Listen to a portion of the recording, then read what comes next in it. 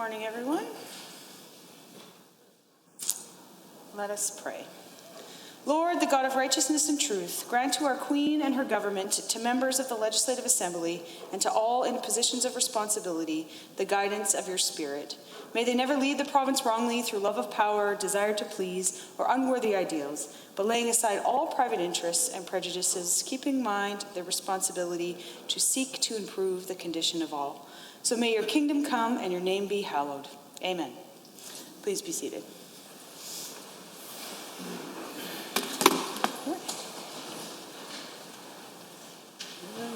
The Honourable Minister of Justice. Orders of the day. The Honourable Minister of Justice. Madam Speaker, I would request unanimous consent of the Assembly that members be able to sit, speak, and vote from any chair in the Assembly for today's sitting. Having heard the motion by the Honourable Minister, all those in favour, please say aye. Aye. Any opposed, please say no. So carried. Committee of the Whole.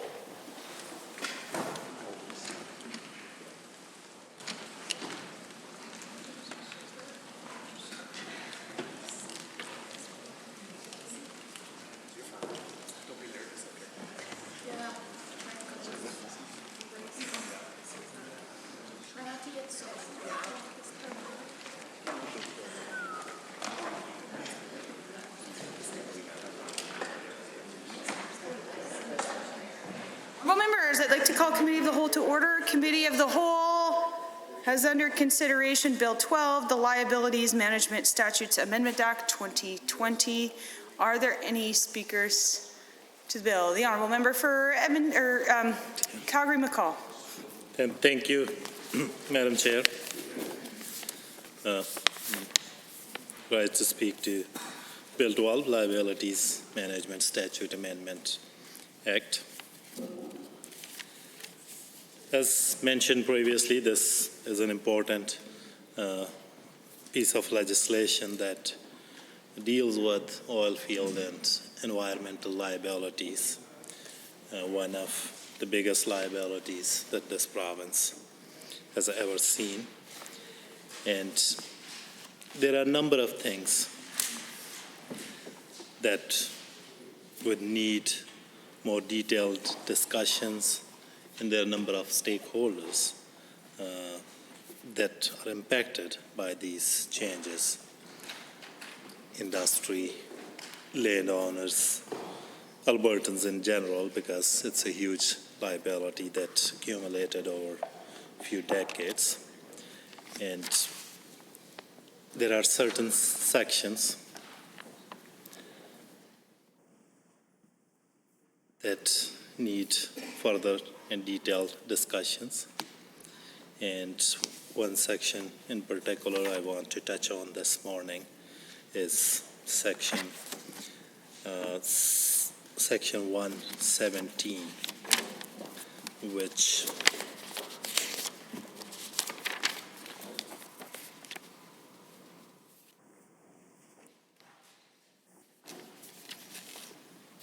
reads, a person ordered, directed, or authorized to provide reasonable care and measures to prevent impairment or damage in respect of wells, facilities, well sites, and facility sites, or to carry out suspension, abandonment, remediation, or reclamation under Section 26(2), 27, or 28, is entitled to have access to and may enter on the land and any structure on the land concerned for purposes of providing the reasonable care and measures to prevent impairment or damage or carrying out the suspension, abandonment, remediation, or reclamation.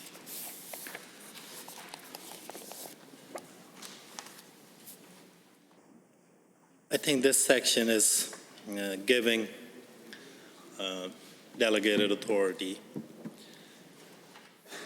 access to lands without the permission of landowners. And in the previous legislature, I think there were many occasions that my colleagues from rural constituencies from across Alberta, they talked about this issue very passionately, that how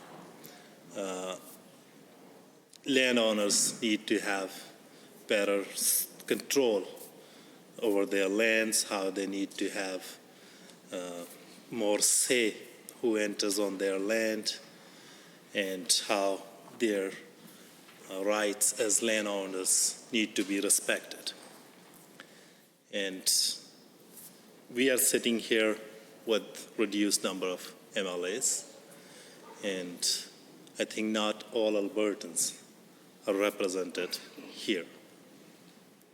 And it's an important issue where all Albertans need to have their representatives here and have their say and weigh on this, how it impacts their constituents, how it impacts rural landowners' right, how it impacts the rights of those where these facilities are situated. So what I will be doing this morning, I will be moving an amendment that will strike this section out, and I have the requisite number of the copies of that amendment. An amendment reads, MLA for Calgary-McCall to move Bill 12 Liabilities Management Statute Amendment Act 2020 be amended by striking out Section 1, sub 17. And I have the requisite number of the copies.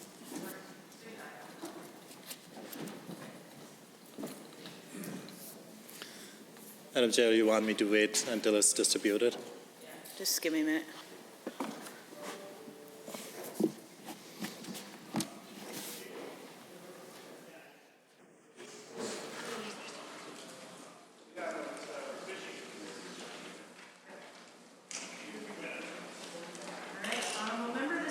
Known as Amendment A2. Please proceed.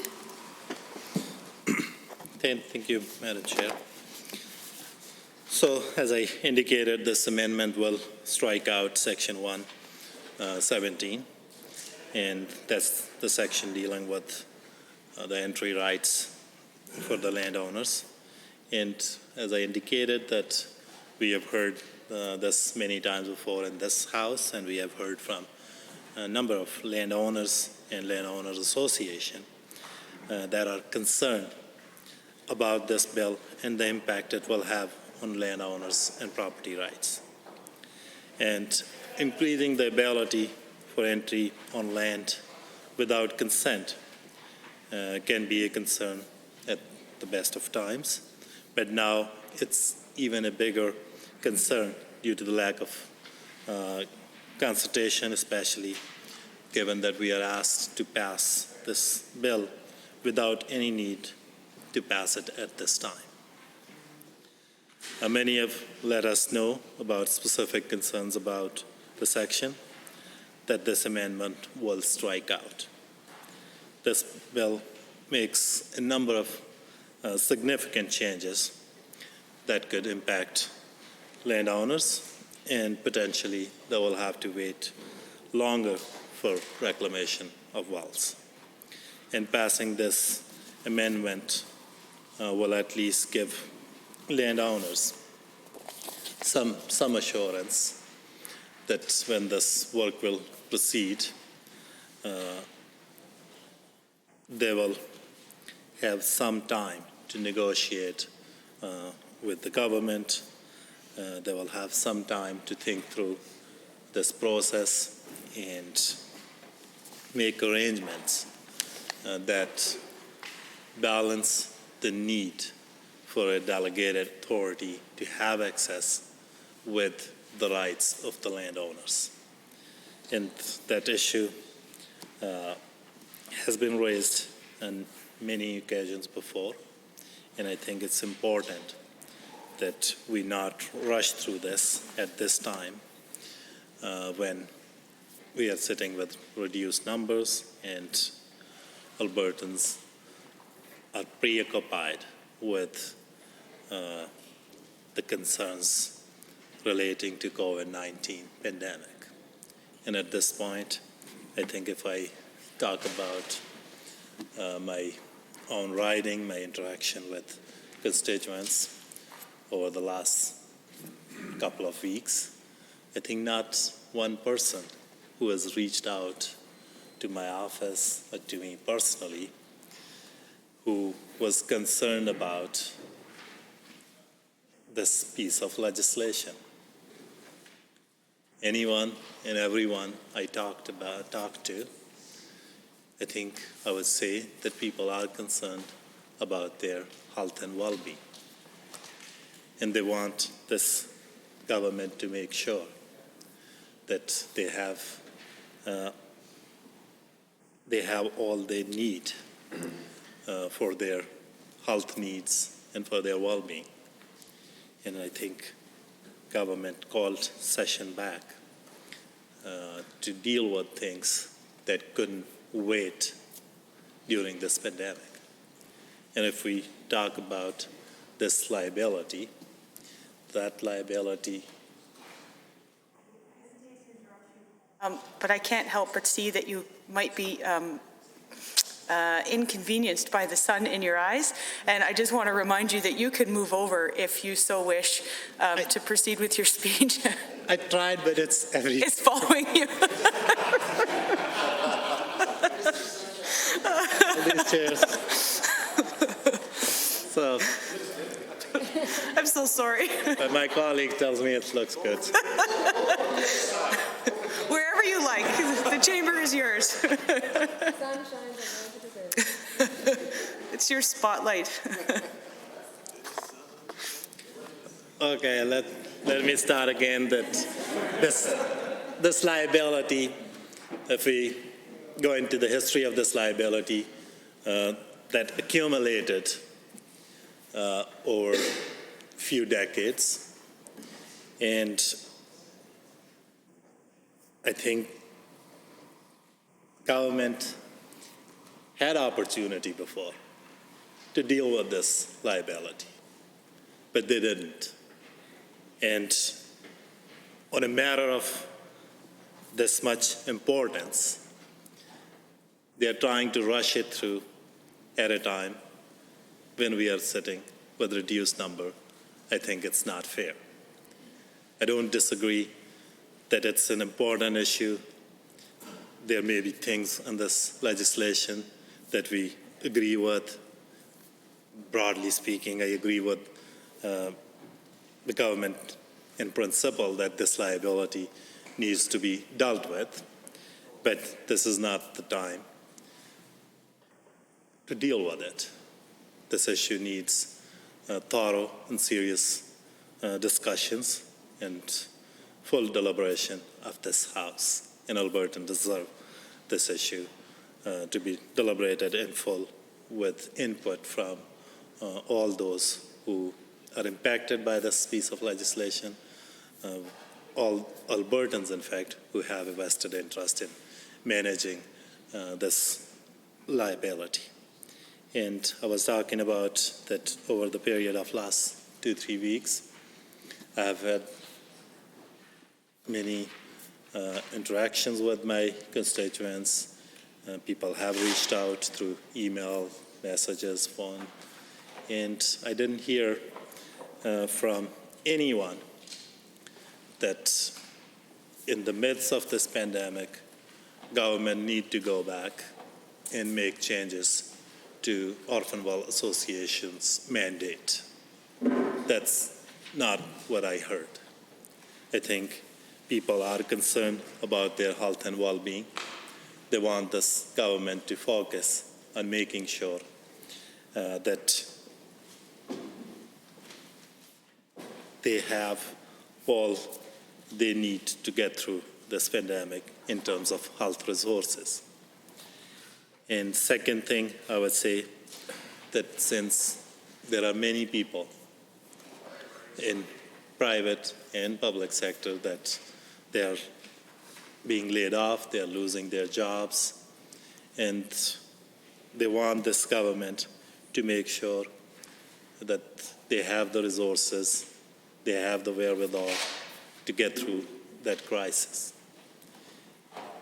In that regard, I think government announced a bridge program that will help them with that until the federal programs, federal benefits kick in. But even in that, we have seen many concerns with respect to the website going down on and off. I do understand that that website may not have been designed to deal with that kind of volumes, but still that was happening over the period of 1 week or so ever since that program started. So I think that should be the priority for the government at this time. And dealing with an issue that the successive previous government didn't deal with or stayed quiet about it at a time like this, I don't think that's the best use of this legislature's time. And this particular issue,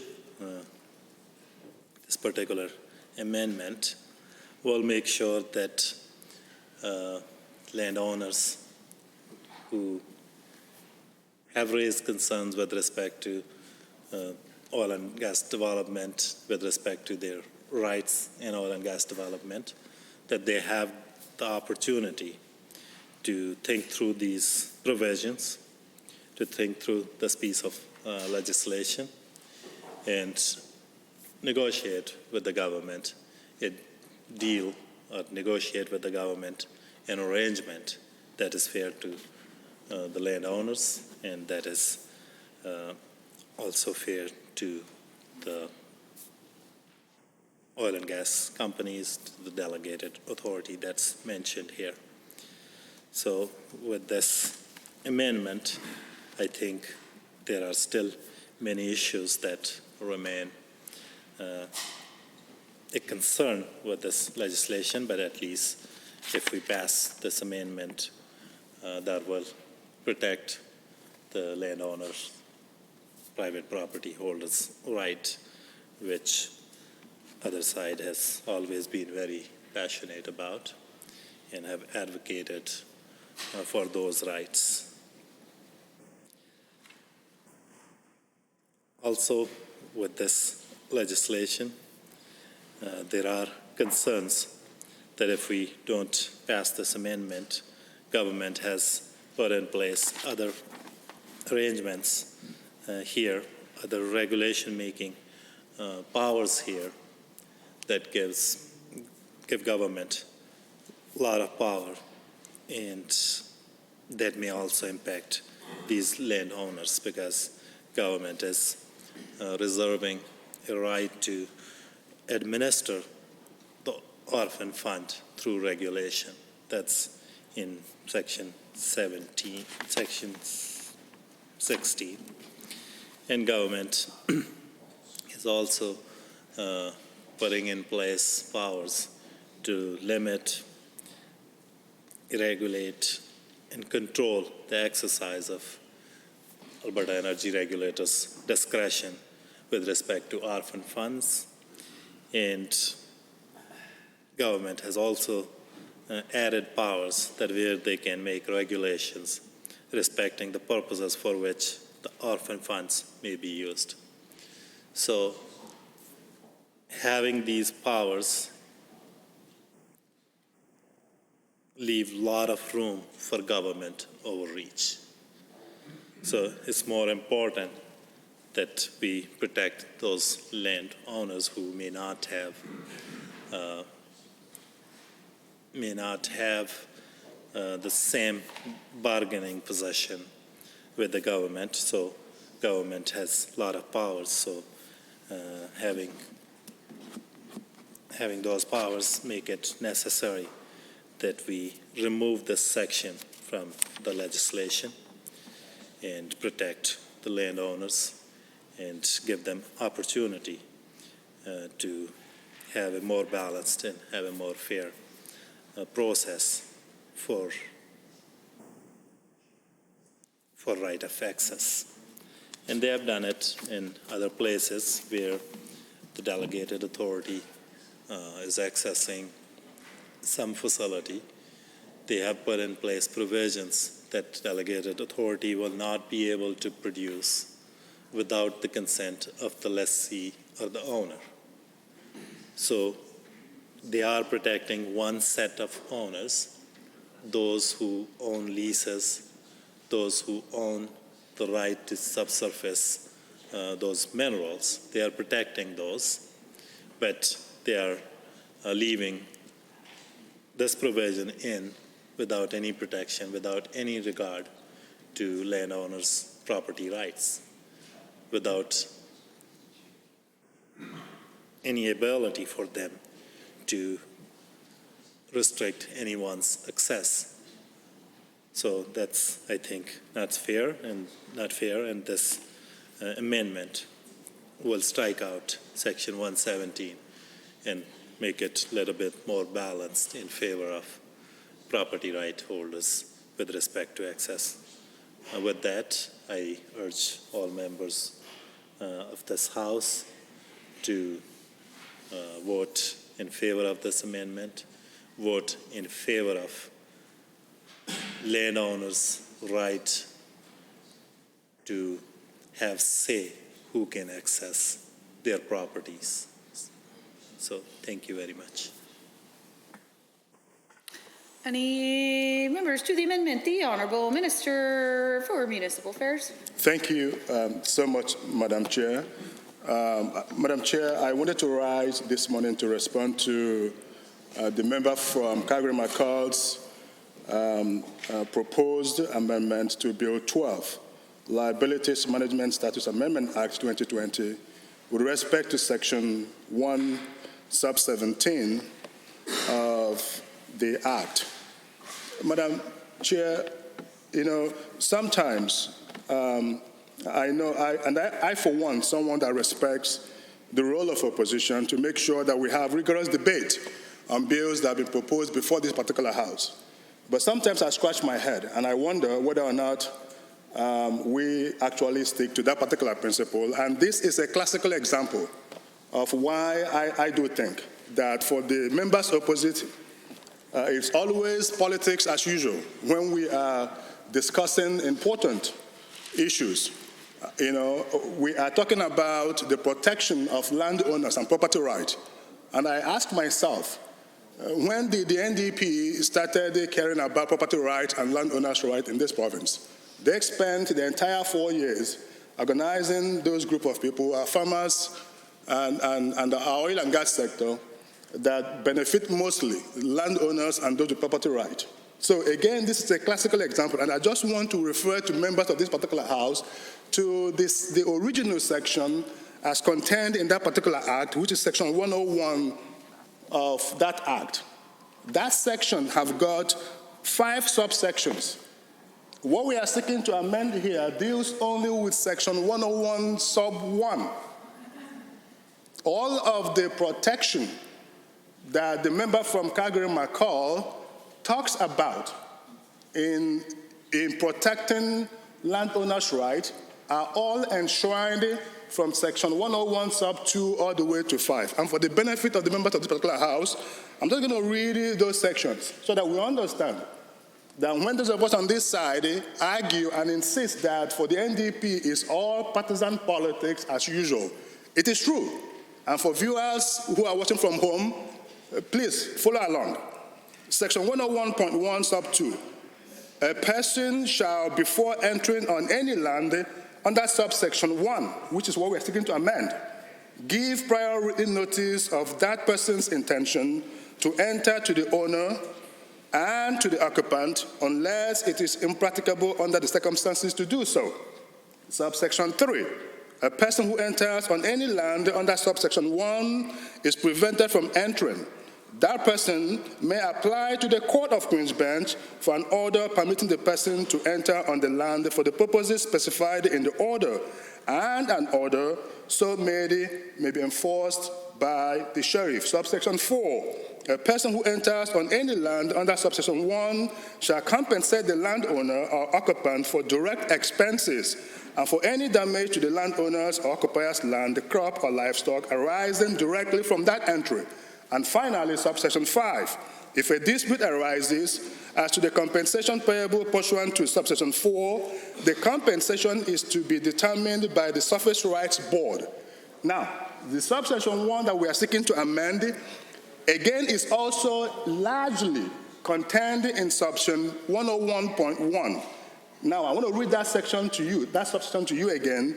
Subsection 101.1 says, a person carrying out suspension or abandonment operations pursuant to section 27 or 28 is entitled to have access to and may enter on the land and any structures on the land concerned for the purposes of carrying out the subsection or abandonment. Now, take a look at the amendment that we have proposed. All that amendment adds to subsection 1 is to make sure that we protect the ability of the person that has been given the right to enter that particular land to carry out the remedial or reclamation work on the damaged property. That's all. That is the difference between the original section 101.1 and what we have proposed. And so, so I don't understand what the member from Calgary-McCall is trying to get at. Subsection 101 sub 2 all the way to 5 covers all of the concerns that member have raised, and we have preserved each and every one of them. The amendment that he has proposed to delete is to delete the one piece, the one sentence that's meant to make sure that the concerns of those landowners, the property right owners that have been brought before successive government, that if we have given someone the right to enter the property, that they have the right to be able to go in there and actually do the work, remedy the damage for which the landowner or the property right owner are concerned about. How then do we expect this particular house not to really do that, if not for politics? If not for politics, for a political party that have no understanding whatsoever how our oil and gas sector work, how the importance of property right owners or the landowners. So let's be clear about that. This is, in my view, an amendment that should never have made it to the floor of this particular house, but here we are. And so I'm going to just keep it short and ask and urge all members of this particular house, for those of us who are actually in favor of property right and landowners' right, to simply vote down this amendment. Thank you, Madam Chair. Are there any other speakers to the amendment? The Honourable Member for Edmonton Northwest. Well, thank you, Madam Chair, and I take this opportunity to speak to the amendment as brought forward from my colleague from Calgary-McCall.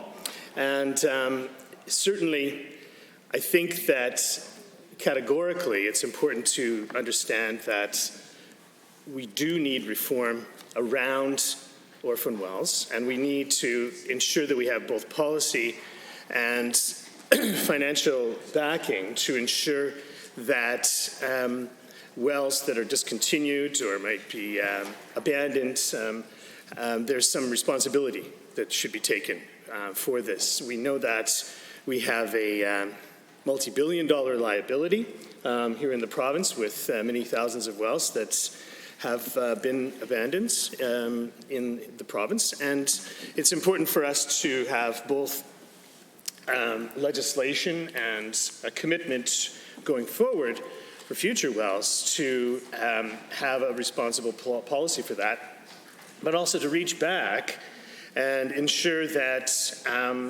these thousands of abandoned wells have the attention paid to them that is due. We also know that it's been a sensitive issue for a long time. I've gone for years to surface rights meetings here in the province of Alberta, and have learned a lot about how landowners feel as though their rights and their property rights have not always been respected by oil and gas companies and by the government as well. And so it's interesting because we were looking at this bill that came forward to us here in the last few days, and we were approached by the surface rights people to say that this particular section, as outlined by the member from Calgary, McCall, is exactly the kind of thing that they have been fighting against for a long time. And so to strike out Section 117 was a request that was brought forward to us by surface rights people. And so it's very important to understand this. It's very important to understand that this is constructive criticism that is resulting from outreach undertaken in a very short period of time, considering how the timeline that we're dealing with here with this bill being brought forward. And it's a useful detail that I think that would improve this bill considerably.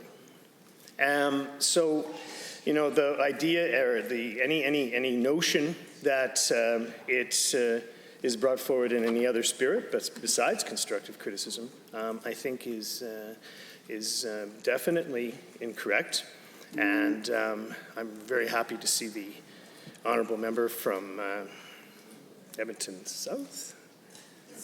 Southwest, yes, to come back and, entertain us with his, it's funny how, I mean, irony is an interesting thing. I'm an English teacher, right? And so, irony is instructive, right? And so when somebody is yelling about partisanship in a most partisan way, that's ironic, right? That's the definition of irony. And so I'm sure the member from Edmonton Southwest would recognize that, and that's fine.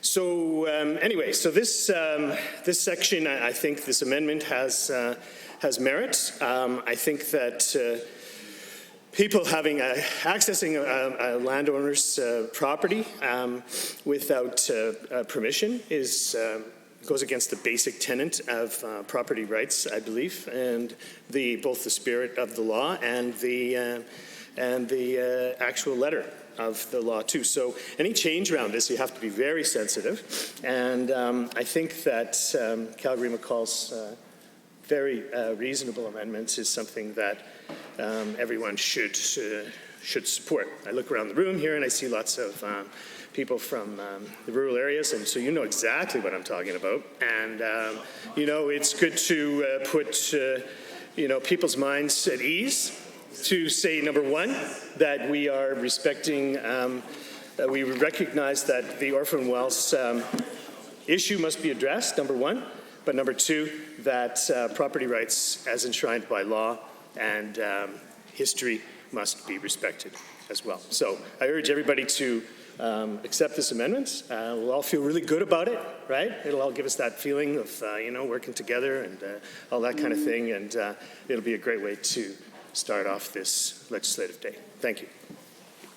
Any other member? The Honourable Minister of Municipal Affairs. Thank you again, Madam Chair. I just wanted to very quickly respond to the member's submission, the proposed amendment. So again, my response would be to just, again, read what we have proposed in Bill 12. And I'm asking every member in this particular House to take a look at the original Section 101, Sub 1, and compare with the proposed 101, Sub 1 in Bill 12, and ask yourself, what have we added? That section reads, a person ordered, directed or authorized to provide reasonable care and measures to prevent impairment or damage in respect of wells, facilities, well sites, and facility sites, or to carry out suspension, abandonment, remediation, or reclamation under sections 26 sub 2, 27 or 28 is entitled to have access to and may enter on the land and any structure on the land concerned for the purposes of providing the reasonable care. Now, I want to emphasize that particular piece because that is where the addition we have proposed comes from. For the purposes of providing the reasonable care and measures to prevent impairment or damage or carrying out the suspension, abandonment, remediation, or reclamation. Those are what we have substantially added to Section 101, Sub 1. And so to that extent, when I hear the member say that the proposed amendment is reasonable, it is not reasonable in any way or shape whatsoever. And again, I will urge the members to ignore this particular proposed amendment and vote it down. Thank you, Madam Chair. Any other speakers to the amendment? The Honourable Member for Calgary-McCall. And thank you, Madam Chair. Let me try again, and let's see if I have any chance of convincing my colleague from Edmonton Southwest that it's a reasonable amendment. And I don't think that giving property owners right to refuse access or protecting property owners' right to regulate access on their property is unreasonable. I indicated earlier that for last 4 years, for 29th legislature, I've sat on that side and heard from many of my colleagues, predominantly representing rural constituencies, talk about this issue. And if you would say that standing up for those landowners' right is unreasonable, I don't know what then reasonable is, your definition of reasonable is. Even in this legislature, we had Bill 27, Trespass Amendment Act, where I heard many passionate speeches about how and why it's important to protect people's right to regulate access to their properties. And actually this legislature passed that piece of legislation as well. And in this piece of legislation, there are two provisions that deal with owner's right. On one hand, we have subsurface right owners, people who own rights to the minerals, who have leases from government. They own those mineral rights. And with respect to their rights, the provision is Section 2.1.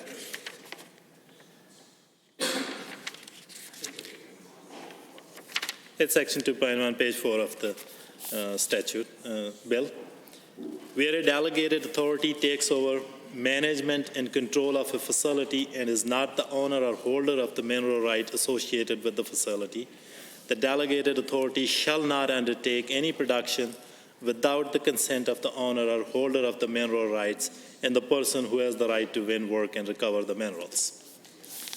So this provision is saying that even when a delegated authority is asked to step in, provide for the reasonable care and measures to prevent impairment and damage, even when they are entering under those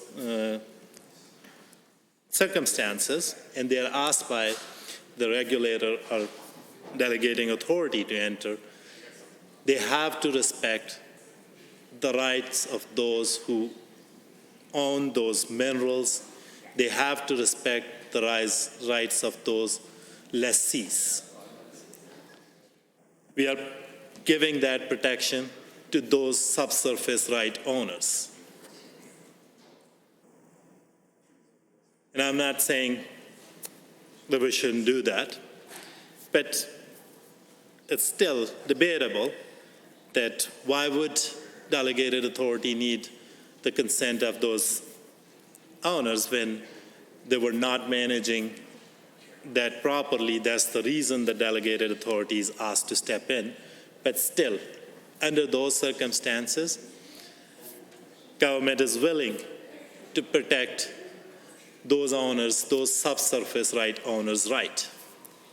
But at the same time, they have provision in here that no, delegated authority doesn't need the consent of surface right owners.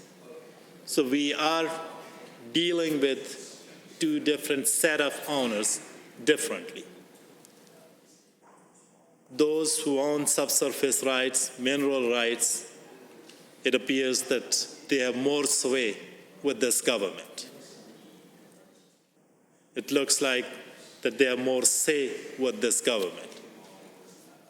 That's why legislation protects their rights. But when it comes to surface right owners,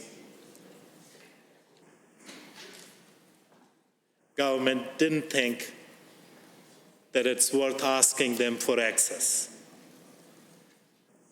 Their ownership rights are treated differently.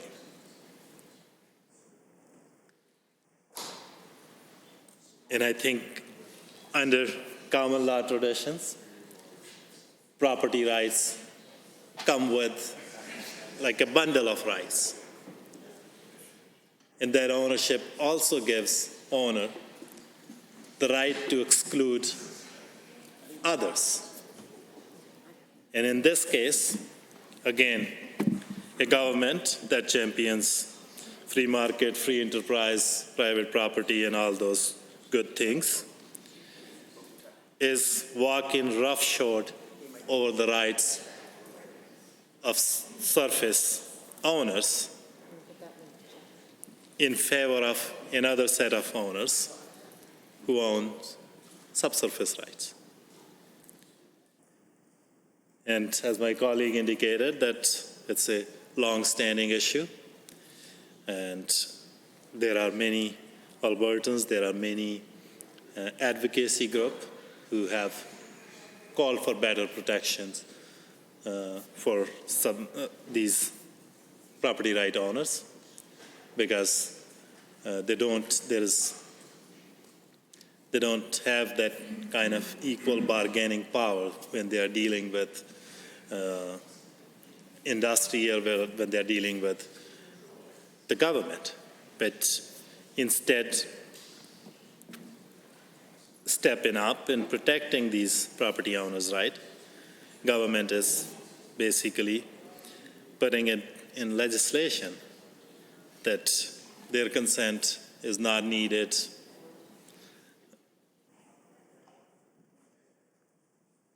And anybody they wish can go onto their lands without needing any consent from those owners. And I think this amendment is a very reasonable one that will make sure that those owners are respected. It's a very reasonable amendment that will make sure that rights of property owners are protected. It's a very reasonable amendment that will make sure that the government doesn't rely on their majority and overreach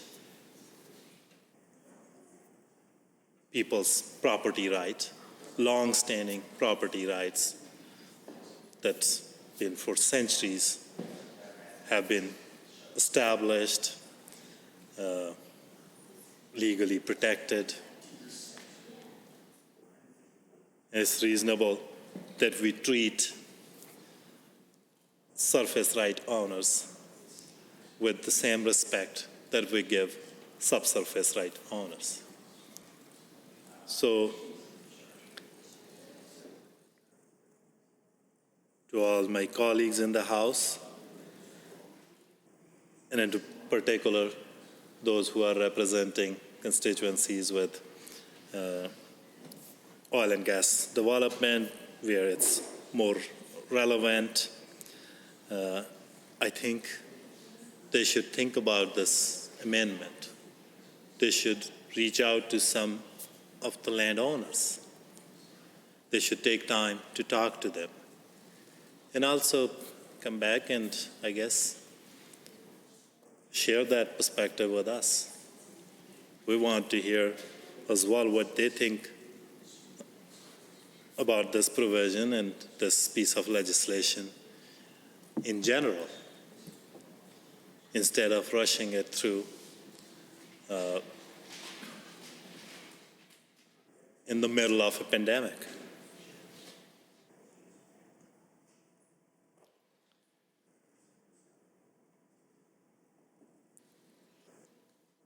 And this kind of overreach of government into people's private property and their rights, I think is not justified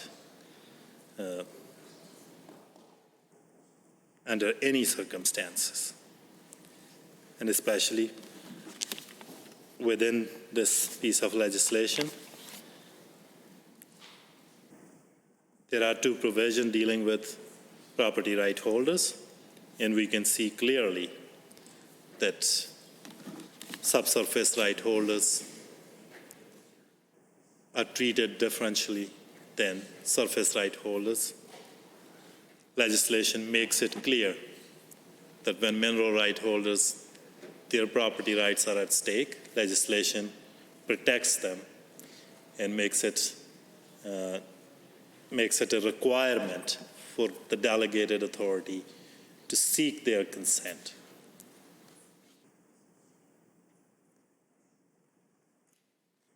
But legislation doesn't treat surface right holders with same respect, and instead says that no permission, no consent is needed to go on to these properties. Subsurface right holders' rights are completely disregarded, and that's unreasonable. And I urge all my colleagues, especially colleagues from constituencies where this provision, where this surface right access is an issue, I think they should think about this piece of legislation, and they should take time to talk to those who will be affected by this piece of legislation and vote in favor of this amendment. We don't need to rush this bill through. We don't need to walk roughshod over surface owners' right in the midst of pandemic when people are thinking about pandemic and their health and well-being. We shouldn't be passing legislation that will have far-reaching impacts, far-reaching consequences for their rights and for their ability to manage access onto their lands. So again, I'm asking all my colleagues, urging all my colleagues to vote in favor of this amendment. The Honourable Member for Lacombe-Panoka. Madam Chair, and I rise to speak to the amendment currently before the House with regards to the Liability Management Statutes Amendment Act, which deals with orphan wells. And I speak really on behalf of the landowners in my riding. I've had numerous emails over the years from very, very, very frustrated landowners. And while I understand that the opposition, by presenting this amendment, purports to be standing up for landowners' rights to regulate access to their property, the reality is, the practical reality is, that the current status quo utterly and completely denies them the ability to control and to clean up and to correct their land. Alberta farmers want their land cleaned up. That is the absolute bottom line here. And yet there are thousands of these well sites on farmers' lands that have been in limbo for years and years. There are currently almost 3,000 that need well sites that need abandonment, and over 3,000 that require reclamation. And yet the reality is that these wells are on good farmland that should be used for farming, and the farmers can't get paid for them because they're abandoned. They can't use the land. They lose the acreage to production, and they want it cleaned up. Let me explain to you what one of these sites looks like on my riding. There's a road that goes through the middle of the field, actually almost a half a kilometer into the middle of the field. There's a huge area with a dike around it, all graveled in. That's got fences around it. There's wellheads on that site, abandoned pump jacks on that site.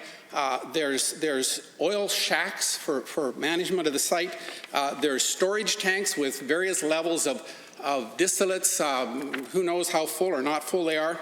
There are literally stacks and stacks of pipe and drill stem on 4-foot high sawhorses that are 35 feet long, and some of the drill stem is scattered all over the ground, and they can't touch any of it. They haven't been able to touch it for years. Why? Because it's caught in a legal limbo. It's caught in a situation where there are no effective mechanisms for them or anyone to be able to clean up their land. The governments have kicked this can down the road for years. And the reality is that money alone will not solve this problem. There needs to be a change of regulation and authority.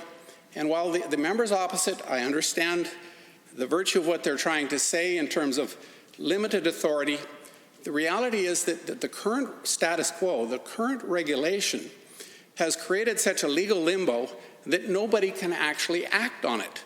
And so these farmers struggle for years, stressed and unable to get their money or their land, either one, and can't even personally access their own land.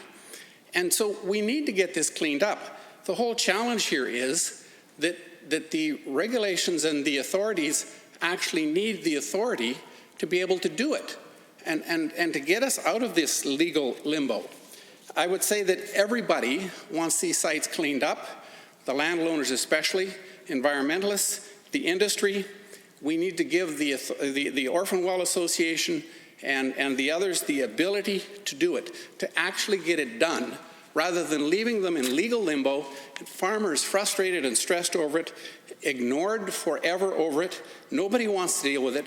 We finally have a bill that will allow this to happen, and we need to stop trying to take the teeth out of it, stop trying to put it back into the place of weakness and inability to solve the problem. Let's get the problem solved, get the land back to the landowners, and get these risks cleaned up. Thank you, Madam Chair.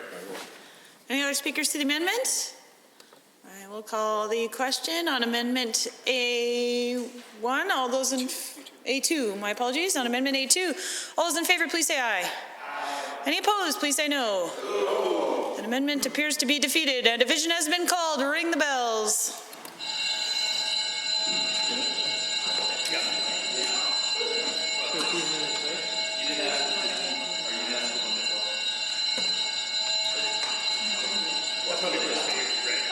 We can do that. You can't have this one.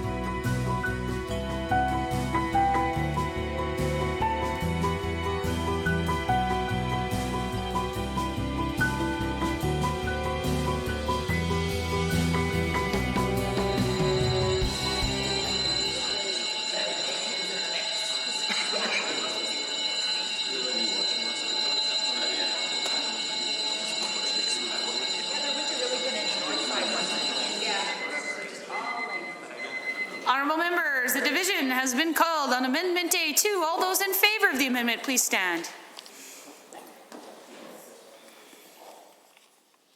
Member Irwin, Mr. Sabier, Ms. Pancholi, Mr. Egan, Mr. Nielsen, Member Loyola. All those opposed to the amendment, please stand.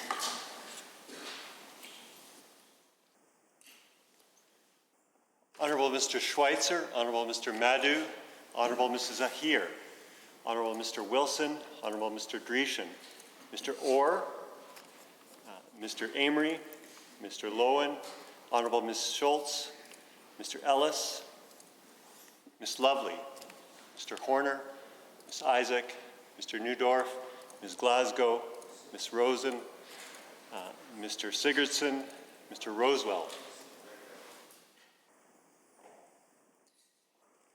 Mr. Hansen, Mr. Smith, Mr. Singh. Madam Chair, total for the amendment, 6. Total against the amendment, 21. Honorable members, that amendment has been defeated. We are now back on the main bill. Are there any speakers to the bill? Seeing none, shall I call the question?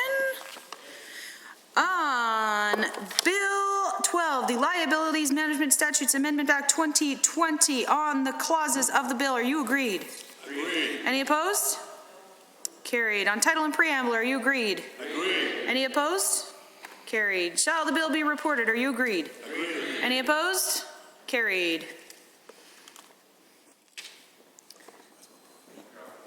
The honourable member for Calgary West. Thank you very much, Madam Chair. I move that we rise and report on Bill 12.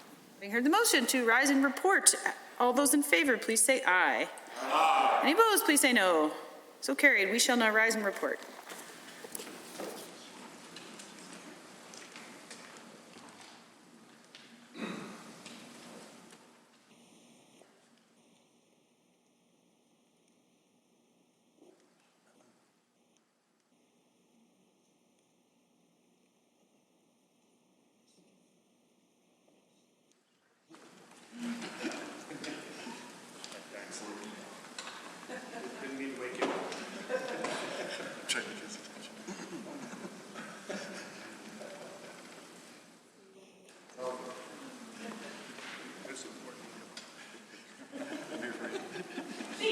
Member for Bonnyville, Cold Lake, St. Paul. Thank you very much, Madam Speaker. The Committee of the Whole has under consideration a certain bill. The committee reports the following. Bill 12. Madam Speaker, I wish to table copies of all amendments considered by Committee of the Whole on this date for the official records of the Assembly. Does the Assembly concur in the report? All those in favor, please say aye. Aye. Any opposed, please say no. So carried. Under Government Bills and Orders for third reading, Bill 12, Liabilities Management Statutes Amendment Act 2020. Honourable Mrs. Savage. The honourable member for Calgary West. Thank you very much, Madam Speaker. I rise to move third reading on behalf of the Minister of Energy of Bill 12, the Liability Management Statutes Amendment Act 2020. The passage of this bill would enable us to clarify the obligations of the oil and gas licensees to expand the delegated authority of the Orphan Wells Association, or the OWA for short, enabling to really play a more active role in reducing the inventory of orphan wells and sites across this province. The legislation includes amendments to the Oil and Gas Conservation Act and the Pipelines Act, Madam Speaker. These changes would also enable future amendments to the the Orphan Fund Delegated Administration regulation anticipated for later this spring. Now, acting now to strengthen how we prevent sites from becoming orphaned and to accelerate efforts for cleanup, inactive wells and associated infrastructure will boost employment. Let me say, it will boost employment in the oil field service sector, protecting jobs during these challenging times. Expanding the role of the OWAs to manage the risk of orphan wells is really part of a new suite of policies, which will be announced in the near future. that will touch in every stage in the life cycle of development to ensure industry is able to meet the environment obligations in a flexible and really a cost-effective way. The OWA is well positioned to manage the inventory of inactive wells and sites that do not have viable operator responsible to clean them up. The association has consistently demonstrated that it has the expertise and the experience to really lead this work. Expanding its authority will help accelerate the association's cleanup efforts and immediately generate much-needed jobs for the oil service workers across this province, along with related economic spin-offs, such as increased business in rural Alberta. In fact, when the government extended its loan to the association by $100 million in early March, the OWA projected this funding would enable the decommissioning of approximately 1,000 wells and commence more than 1,000 environmental site assessments for reclamation. And just as importantly, lead up to more than 500 direct and indirect jobs. Now, more specifically, through this bill, Madam Speaker, we're going to be able to enable the association to make agreements with producers to enable cost-effective site closures, ensure oil and gas resources are not prematurely abandoned, and act more commercially in the management of sites that are at risk of becoming orphaned and sites that are already in the OWA's orphaned inventory. Now, this legislation also clarifies the duty of licensees or to provide reasonable care and measures to prevent impairment or damage to wells and related structures.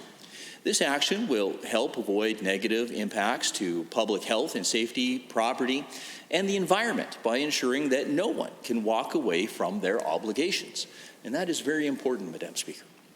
These changes would enable government to give the OWA the authority to operate wells and facilities, including pipelines, that still have value for a limited period of time when it makes sense to do so.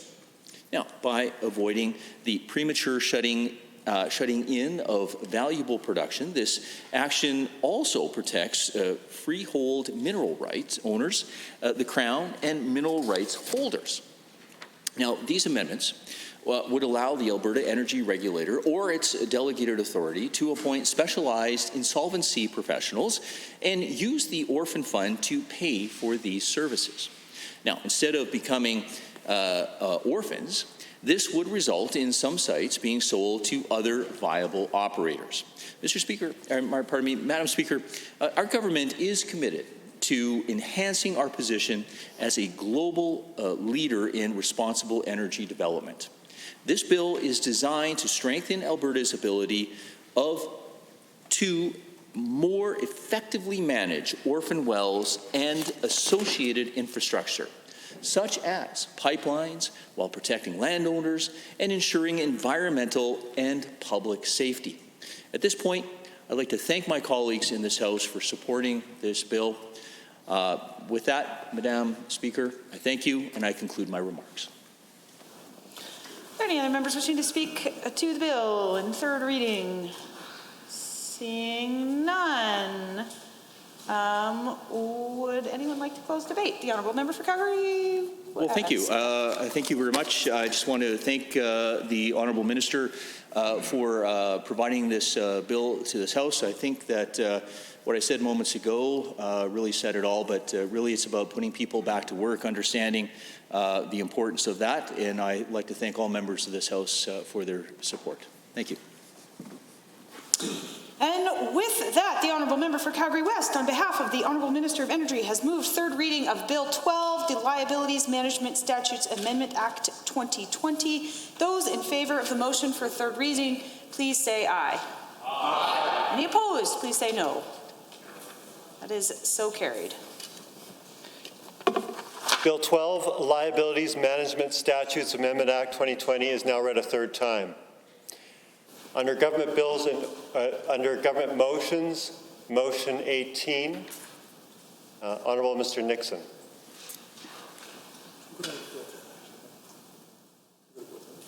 Can you adjourn? The Honourable Minister of Justice. Madam Speaker, I move that we adjourn debate on this at this point in time and move on to Bill 10 afterwards. The motion to adjourn debate. All those in favor, please say aye. Aye. Any opposed, please say no.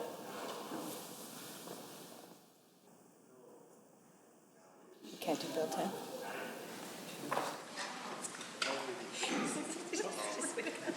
I think we broke all this.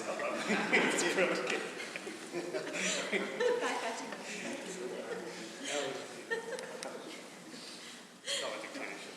You asked us to come back.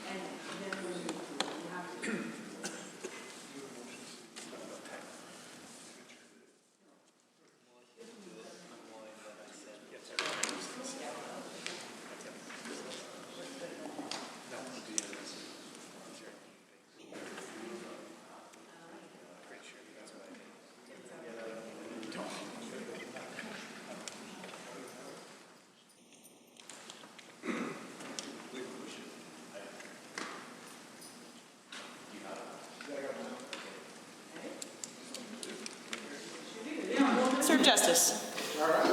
Take two. I'd like to move on behalf of the Honourable House Leader, Government Motion number 18.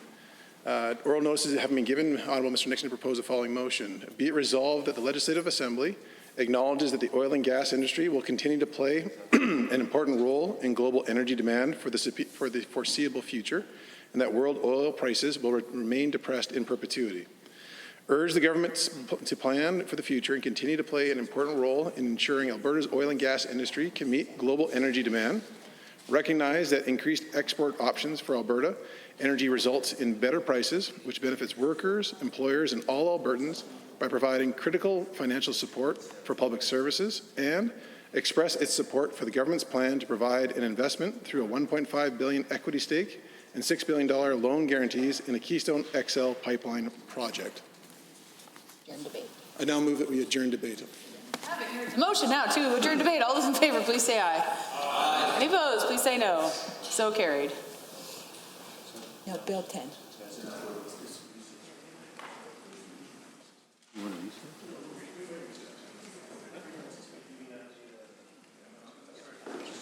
The Honourable Minister of Justice. Madam Speaker, I move that we have a short, forward a motion that we have a short recess until 10:30. Make a request for unanimous consent to have a short recess until 10:30 a.m. Having heard the motion seeking unanimous consent for a 10-minute recess until 10:30 a.m., is anyone opposed to the motion? Yes. That is so defeated.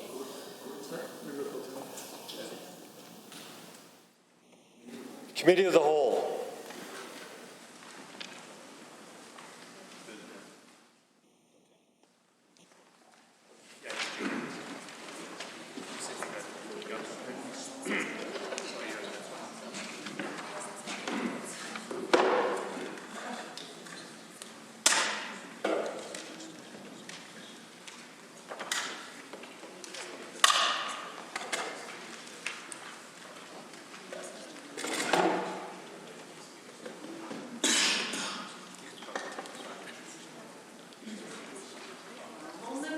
I would like to call Committee of the Whole to order. A Committee of the Whole has under consideration Bill 10, the Public Health Emergency Powers Amendment Act 2020.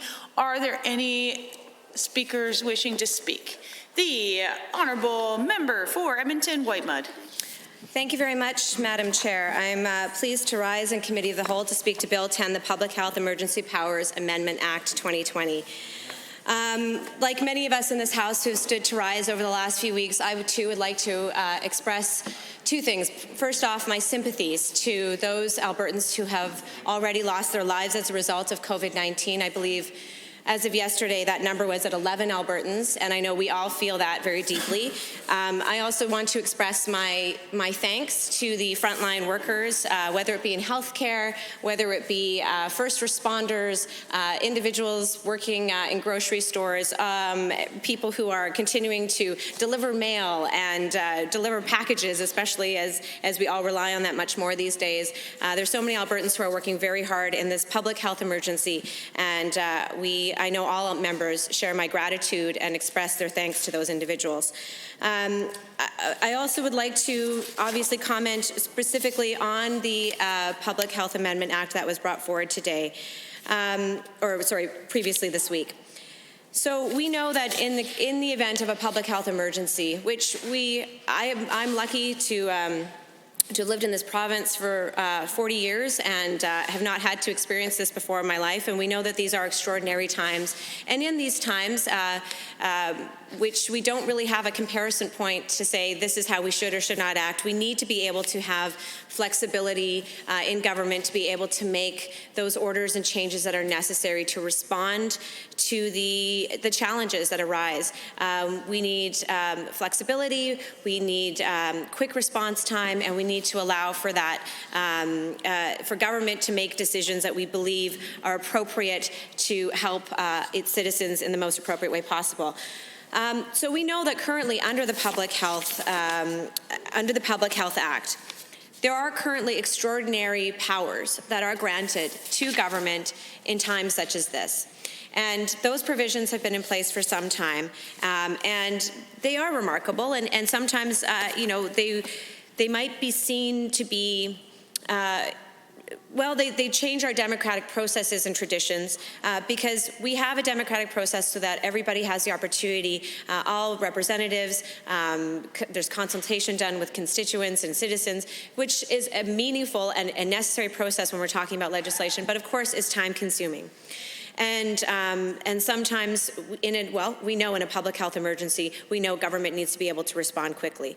So that's why within the Public Health Act, there are already extraordinary powers that are granted to government to make changes to legislation to respond quickly. These are extraordinary because they do bypass the democratic processes that we have in place in this legislature, and they are there for very good reason. And some of those measures that are currently in this act, for example, allow that when there is a public health emergency order that has been issued by the Chief Medical Officer, that the Lieutenant Governor and Council or Cabinet will issue an order that allows for a minister to be able to make changes. Actually, to be clear, the current provisions of the Act, and this is actually in Section 52.1 of the Public Health Act, it allows for any minister to be able to suspend or modify the application or operation of all or part of a piece of regulation or legislation without consultation. So it does mean that a minister may, I want to be clear too, that provision applies when it is believed that the current legislative provisions are not in the public interest to allow them to continue to operate. That is the state of the current piece of legislation. So what that means is, of course, that a minister may, by order, and we know an order does not come before this assembly, it is not voted on, it is issued by a minister, may actually suspend or modify an existing legislative scheme. So that means that there is a provision in legislation, whatever the legislation, it's not limited to health. It could be a piece of legislation under any of the responsibilities of government. It could be under education, it could be under transportation, infrastructure. But basically, this provision allows for a minister to say, that current legislative scheme that's in place needs to be suspended or modified because to allow it to continue would not be in the public interest. I hearken back to my experience, which is in the education world. And in that world, for example, the example that came to my mind is that there's provisions in the current Education Act that talk about the process for closure of schools. So if a school is going to be closed, there's typically a process that is followed that involves community consultation, that requires engaging with stakeholders, speaking to parents, making sure that everybody knows, and there's opportunities for sometimes public consultation on the closure of schools. That is in place for a good reason. In normal times, a closure of a school can deeply affect a community, can deeply affect children and parents, and so we know that when you close a school, there should be a process that's followed by a school board before they do that. However, in a public health emergency, one could foresee a situation where, obviously, it might not be in the public interest to follow that lengthy process. Decisions might need to be made sooner, even if it's not a complete closure of a school, but moving grades to another school. You can see that there would be a very good reason why, in a public health emergency, that legislative scheme in place should be bypassed.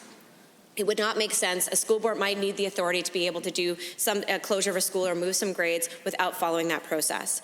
And so it makes sense that in that situation, the Minister of Education, for example, should be able to without having to bring it before the House, it would be in a case of a public health emergency, to be able to issue an order saying that particular legislative scheme for closure of schools is suspended. Or maybe it's modified by bringing forward timelines or whatever the requirements or the situation would require. And that makes sense. And so, again, it is an extraordinary power to be able to change legislation by simply a ministerial order. But it is appropriate to do so in a public health emergency.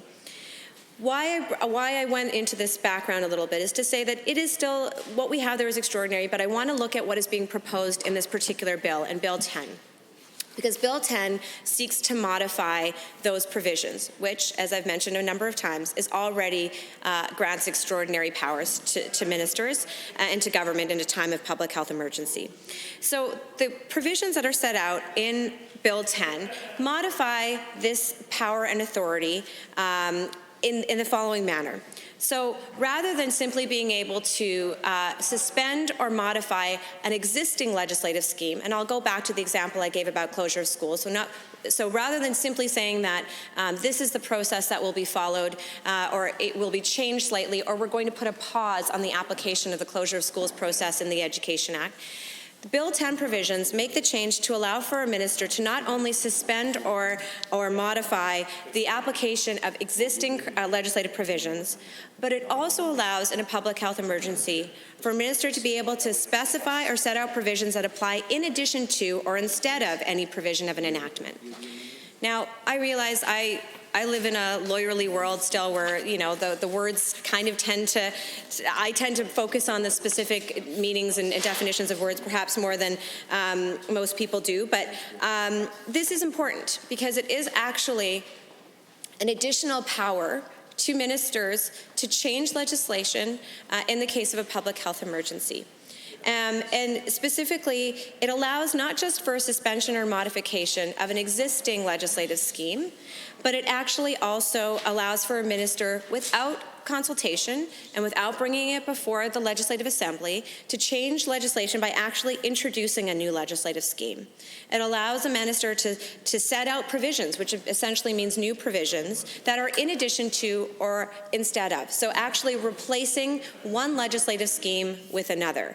And the other element that's important to highlight here with respect to the changes that are under Bill 10 is that under the existing Public Health Act, the suspension or modification of legislative provisions only occurs where the minister has determined it is not in the public interest for those current provisions to apply.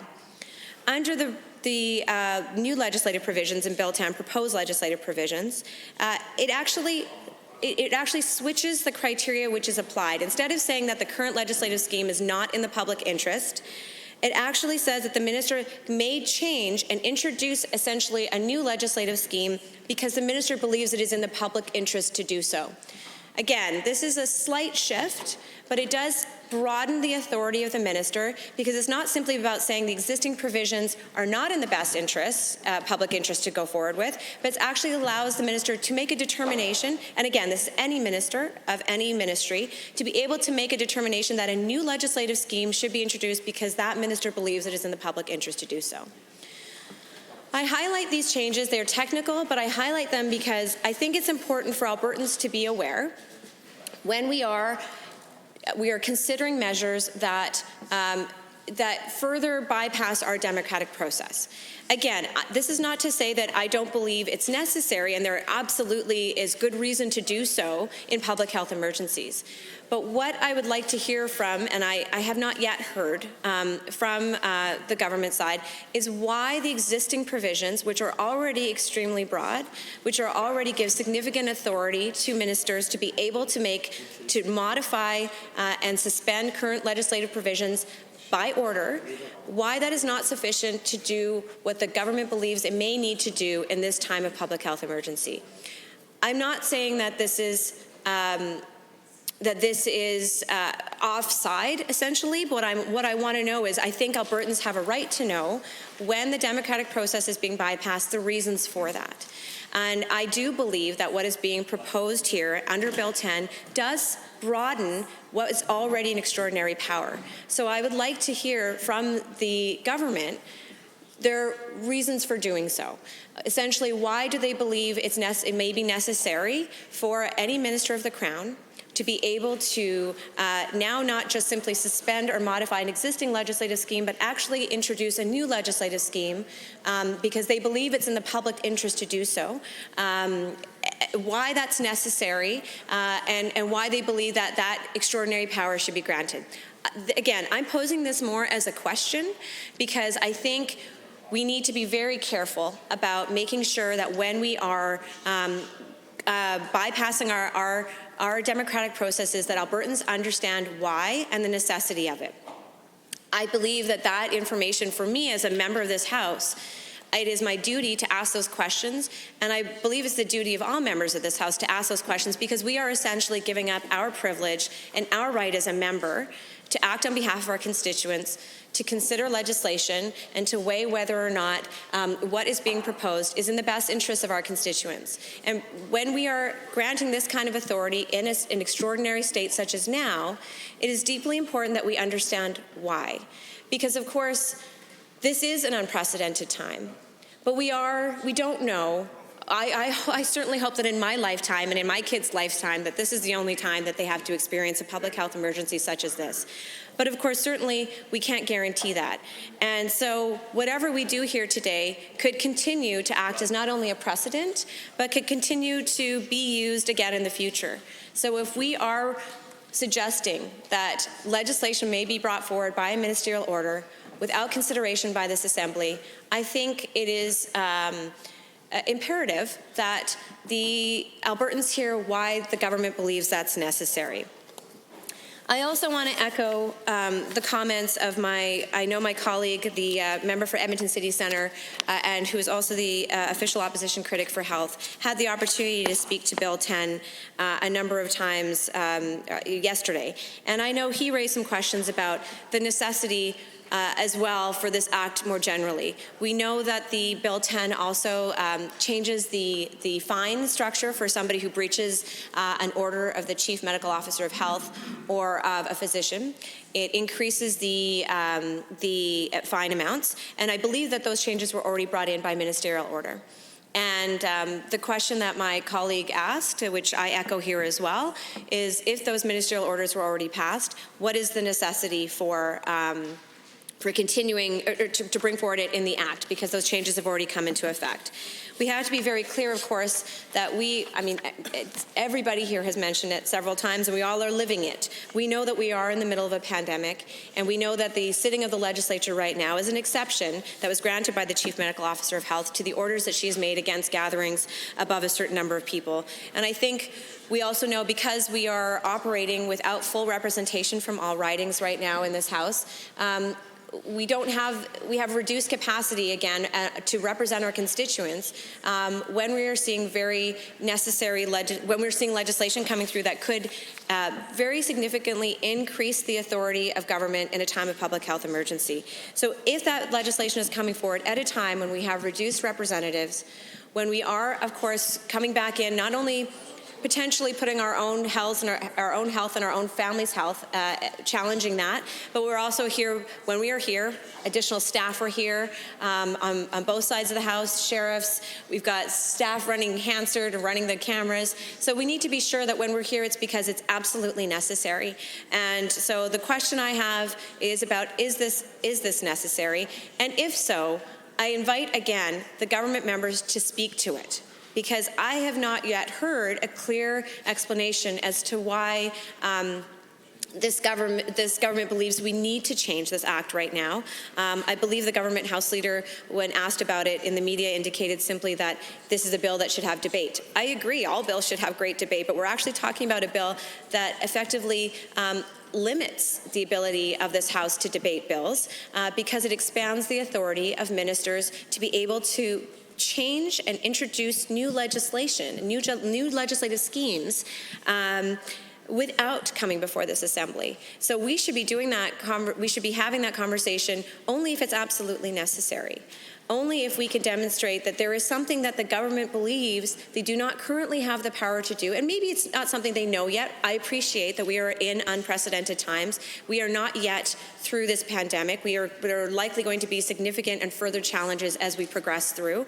But certainly I believe the government is engaged in a significant amount of planning, of scenarios of what happens if this happens or what happens if that happens. So there must be some scenario which they are contemplating that the current provisions of the Public Health Act will not allow them to address properly. And if that's the case, I invite the government members to outline exactly what that is. And even if it is hypotheticals, why do we need to take what is already an extraordinary authority by ministers to change legislation without bringing it before this House? Why do we need to grant even further authority and further broaden the criteria? And the onus is then on the minister to make a determination about something being in the public interest, rather than that the existing legislative scheme is not in the public interest. That is a fine line, but it is a significant one, because it does give greater authority to ministers to make that determination. So my concern with respect to this bill is that I don't have clarity as a member who will lose my right and my privilege to represent my constituents. If this authority is passed, it further limits my opportunity to consider and hear changes to legislation which may have direct impacts on my constituents. And I believe I need to have more information as a member of this assembly before I can decide whether or not that is appropriate. Again, I do appreciate that this is challenging times for this government, and I'm not asking them to have all the answers. But by bringing this legislation forward and bringing back this assembly to consider this legislation, it says to me that there is a scenario, or there are scenarios under which the current government believes the current provisions of the Public Health Act are insufficient. And I invite the government to let us know so that we can, with full information, represent our constituents and make a determination about whether or not we believe that's appropriate.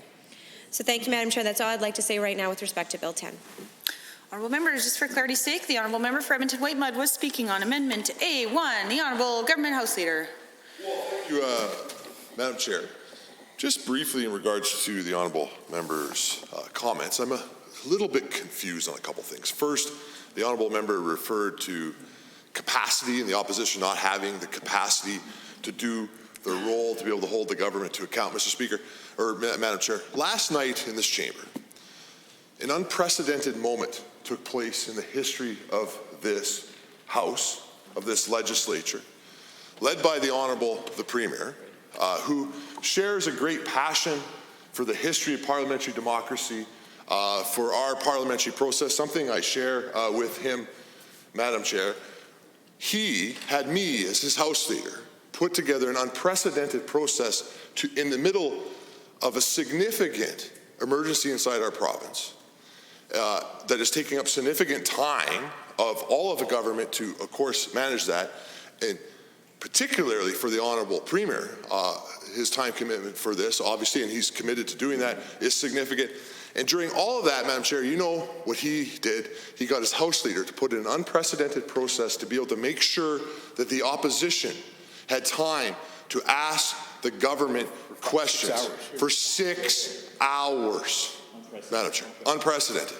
That's how much the Honourable Premier cares about our democratic process and making sure the opposition has the ability to do their job. So that's one.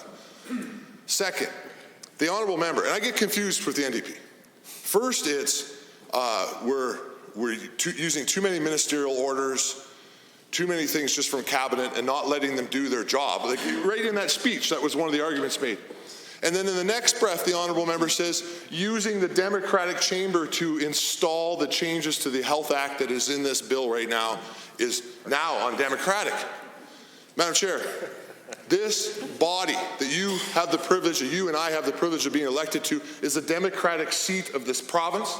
The 87 members of this chamber have a responsibility, particularly the non-members of the Treasury benches, the non-members of Executive Council, to hold Executive Council accountable, particularly the opposition, who has the official opposition, has a significant responsibility to hold government accountable in this chamber.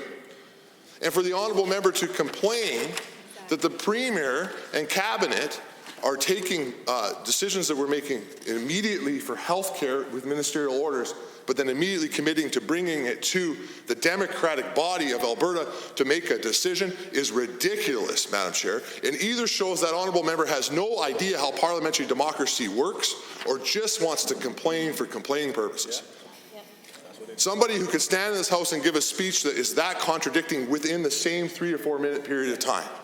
At one moment complain the Cabinet is spending too much time not being accountable to the opposition and doing too many ministerial orders, and then a few moments later complain about the government bringing things to this chamber to make sure that the official opposition could do their job. That is absolutely ridiculous. With that said, Madam Chair, I think it's important that we talk about Keystone. I'm looking forward to that, and as such, I will move that we rise and report progress on Bill 10. We're hearing the motion to rise and report progress on Bill 10. All those in favour, please say aye. Aye. Any opposed, please say no. No. So carried. We shall rise and report progress.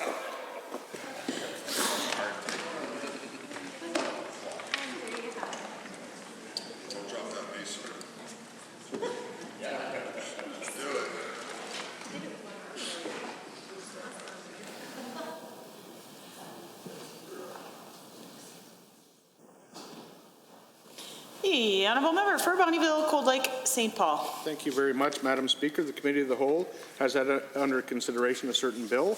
The committee reports progress on the following bill, Bill 10.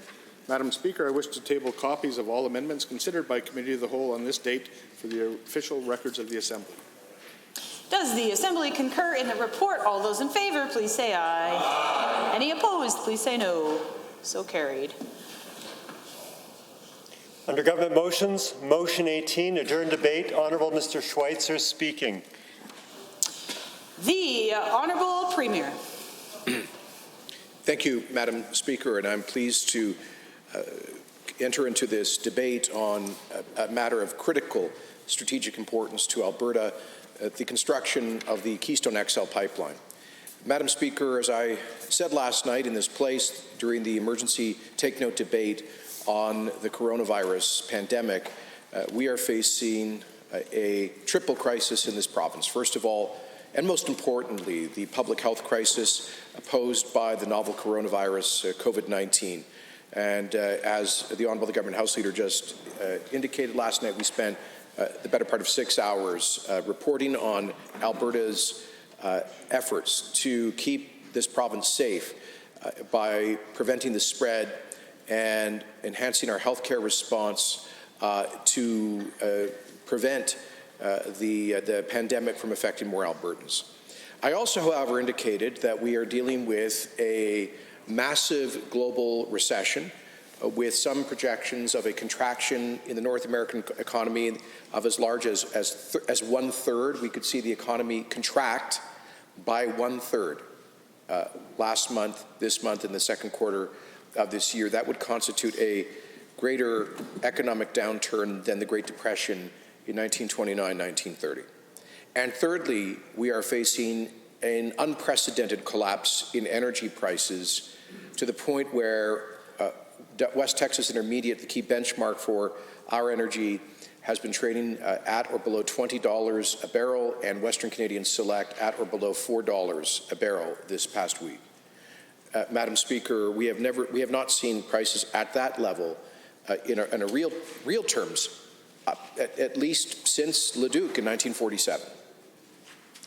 It is really actually not possible to overstate the impact that these things will have on the economy of this province and the financial security of Alberta families, on the future of our businesses and our standard of life.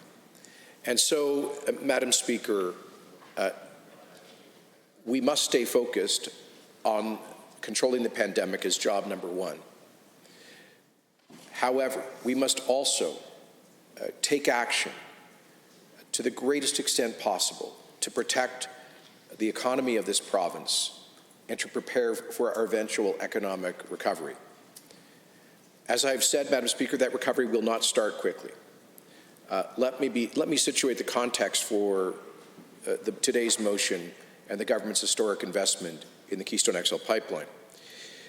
Madam Deputy Speaker, the primary reason for the collapse in energy prices has been a collapse in global economic activity and therefore energy demand.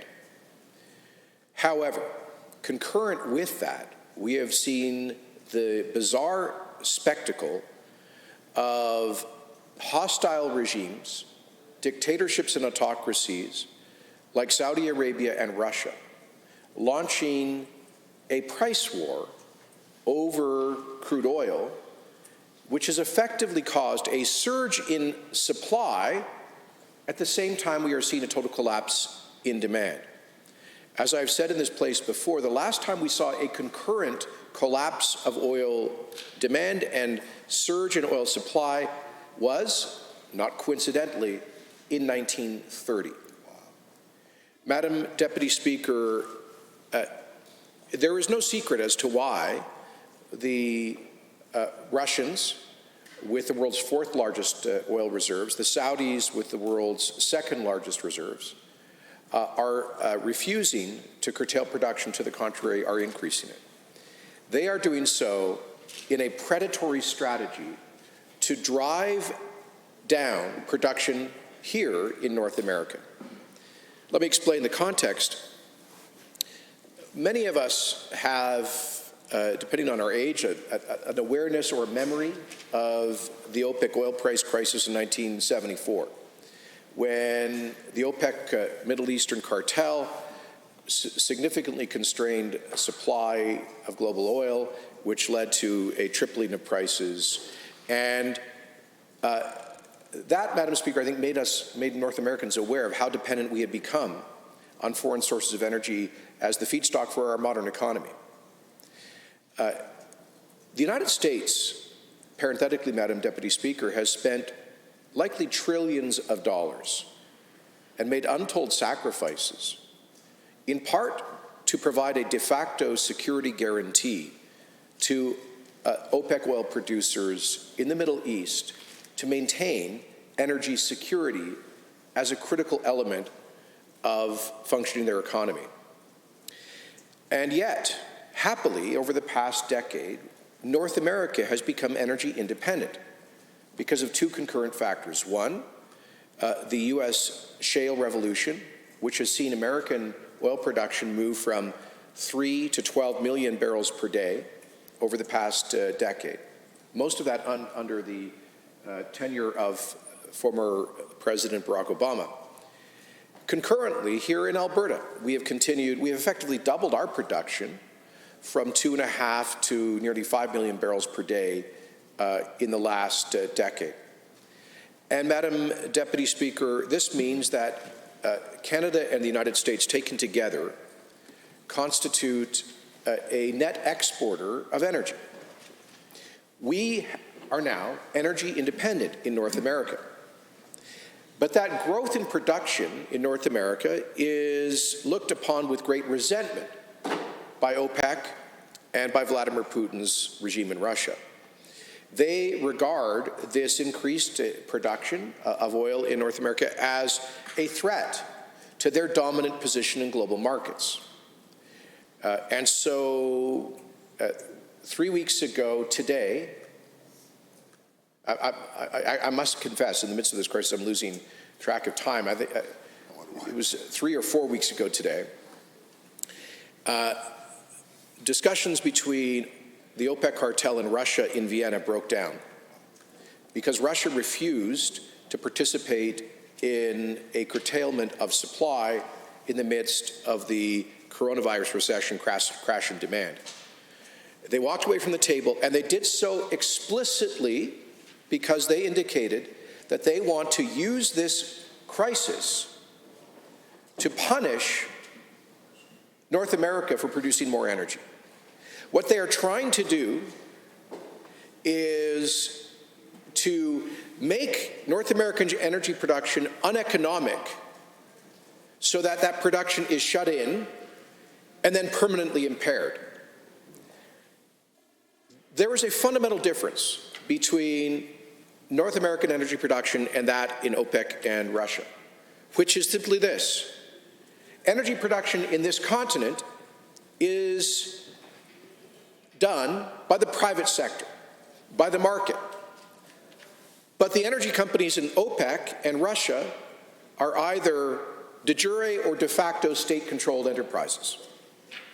So North America, with very few exceptions, is the only place where the market operates in terms of energy production. So in places like Saudi Arabia and Russia, where the state either directly or indirectly backs energy companies, they can draw on the deep balance sheet of those sovereign states and implicitly massive subsidies.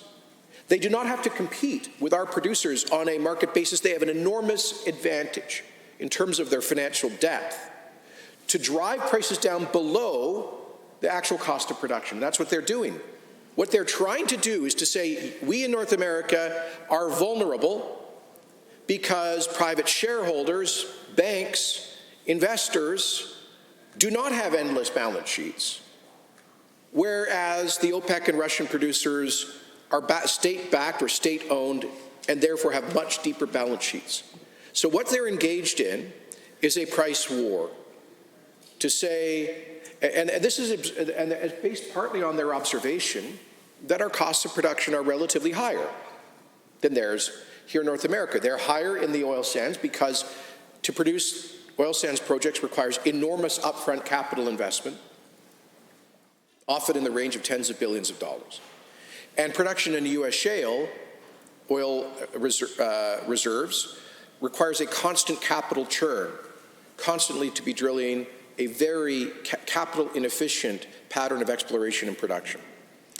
And so the Russian OPEC strategy is predicated on our industry being more expensive, but also less capable of coping with a absurdly low energy price.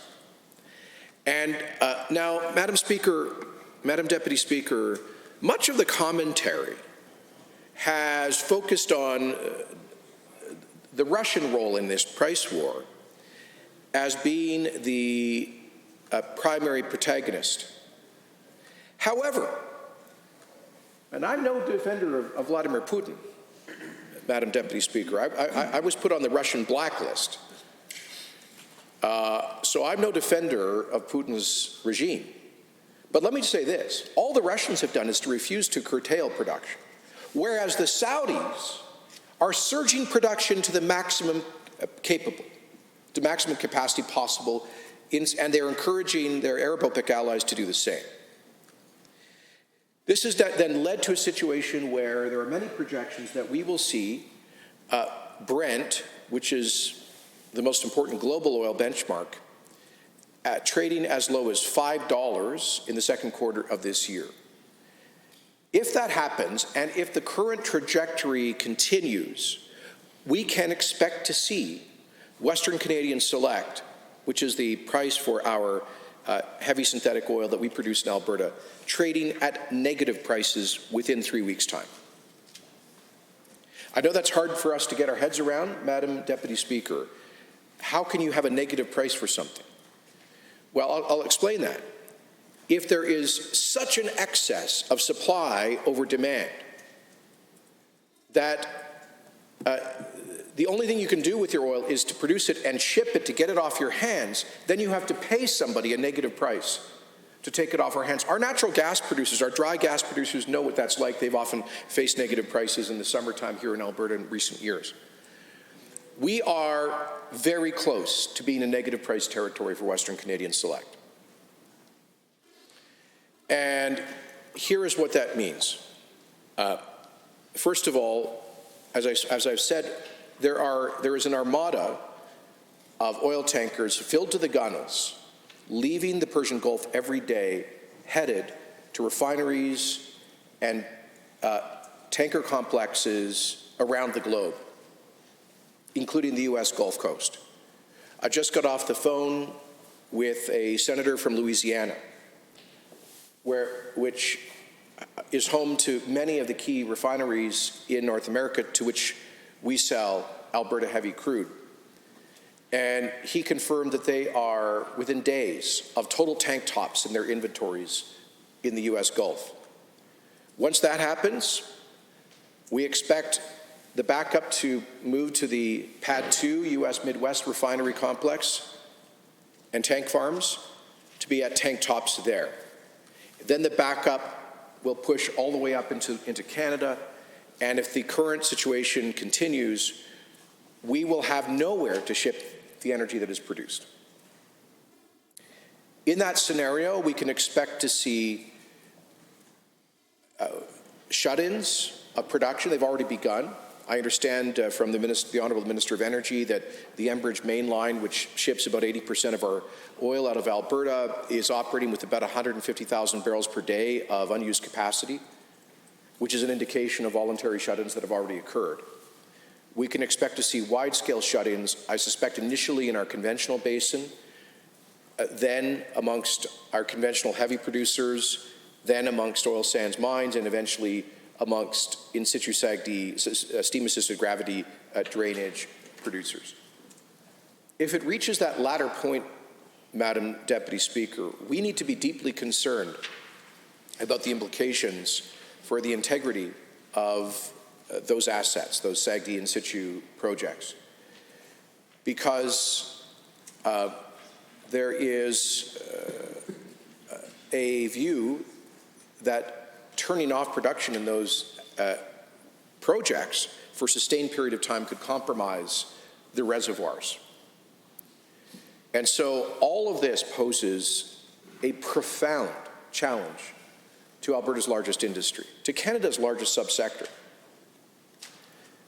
Let me remind the Chamber that the largest export industry in Canada is Alberta Energy. We export $120 billion last year of energy. By comparison, the entire Central Canadian auto sector has a value of $20 to $25 billion. Let's put that in context here. We are roughly 4 to 5 times more important to the Canadian economy, our energy sector, than the Ontario auto sector. 800,000 jobs across Canada depend directly or indirectly on our energy sector. Nearly 20% of federal government revenues depend on Alberta's energy sector. The Canadian dollar depends on, in large part, on our energy sector because it drives the largest export industry. And I do not need to explain to this House how the Alberta economy, Alberta jobs, Alberta standard of life, our ability to fund healthcare, education, and social programs is so inextricably bound up with the future of our energy industry. Now, I know there are some who wish that were not so. They wish that we had never had an energy industry, and there are some who continue to protest against it. I hope that those folks, Mr. Speaker, will take this time to pause and understand the economic, financial, fiscal, and social consequences of a total collapse in our energy industry. They are, I must confess, Mr. Speaker, when I began to process where we were headed, 2 or 3 weeks ago, I had some very emotional responses to this, because I foresee a time of great personal adversity for many Albertans as a result of all of this.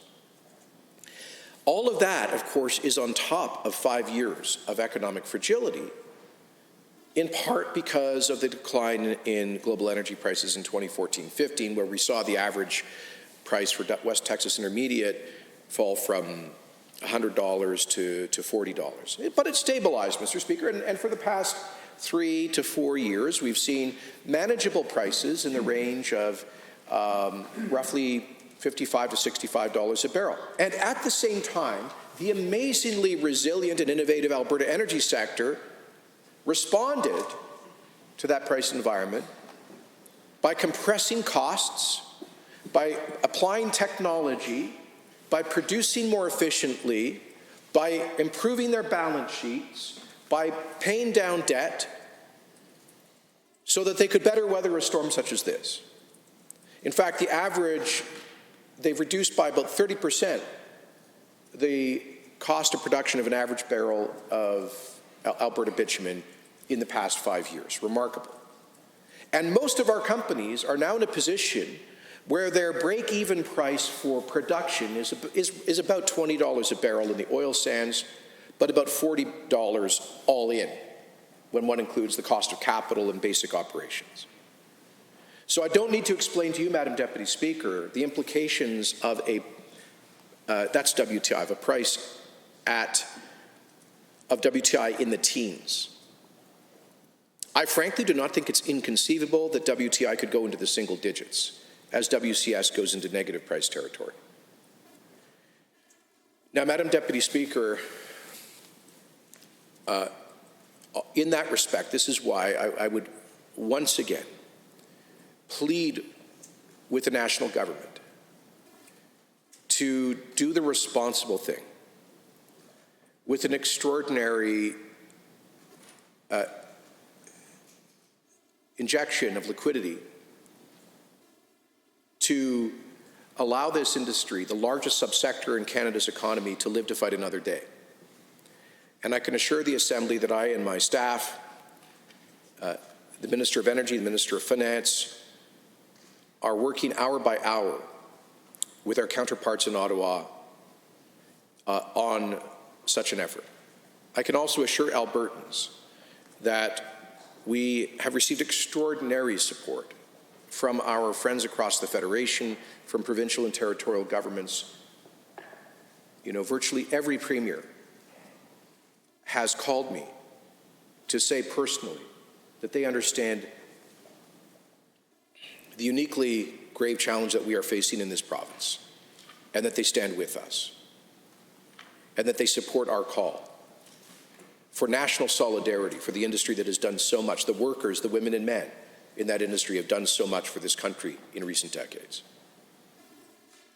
Madam Deputy Speaker, it is because of this crisis that I have begun discussions with leaders of the United States government and Congress, governors and major energy producers about the prospect of a coordinated North American energy policy that would mitigate the damage of the predatory dumping in which Russia, Saudi, and OPEC are engaged.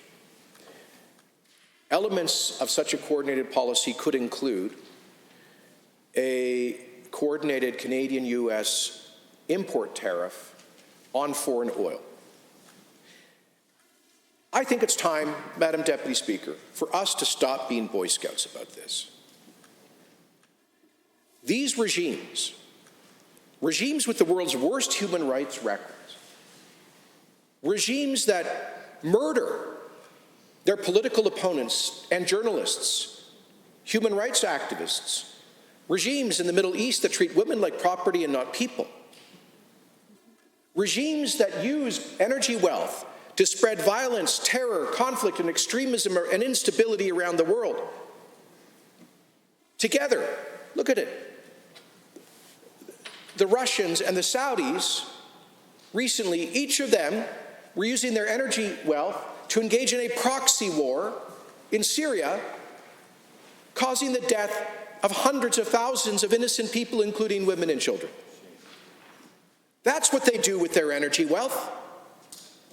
And now they're seeking to destroy North American energy production, the only place where we develop energy according to market principles in liberal democracies that respect human rights. It's time for us to stop being Boy Scouts. As I've said to leaders in the United States over the past few days in countless phone calls, they spent trillions of dollars offering a de facto security guarantee to the OPEC producers to maintain energy security. And now, what is the gratitude being shown to the United States and to this country? Trying to drive our energy production underground or off the map so that we are no longer energy independent and we are once more dependent on the Middle East. We will not let that happen, Madam Deputy Speaker. And that is partly why I've begun discussions about a potential coordinated North American energy policy. As I say, one of the policy instruments would be import tariffs on this predatory dumping of dictator oil into our market. Another policy that we must be open to would be a coordinated form of production curtailment across North America. We already began the painful process of production curtailment here in Alberta last year under the previous government, a measure that we reluctantly supported to save our industry at a critical time. But going further on government-mandated curtailment, if the Americans refuse to do so in concert with us, would be pointless. And so that is also why I'm engaged in conversations in that respect, as is the Honourable the Minister of Energy. Now, Madam Deputy Speaker, having said all of that, we will get through this crisis. There will be great pain. There will be great adversity. Those are abstract words. What concerns me profoundly, personally, is that adversity, that pain will be felt by many, many families and individuals who are barely hanging on and may lose everything. And so, Madam Deputy Speaker, I want to say, as the Premier of Alberta, that this government will do everything, is doing everything within our power to fight for those families, to fight for a future, for this province's economy, and therefore for its largest sector. That is why, on Tuesday of this week, I announced an historic investment to ensure the completion of the Keystone XL pipeline. Let me explain. We all know, as Albertans, that much of the adversity over the past 5 years has been in large part because of the lack of energy infrastructure, egress, or to put it simply, pipelines. We have 178 billion barrels of proven and probable reserves of crude in this province, the third largest such reserves on the face of the earth.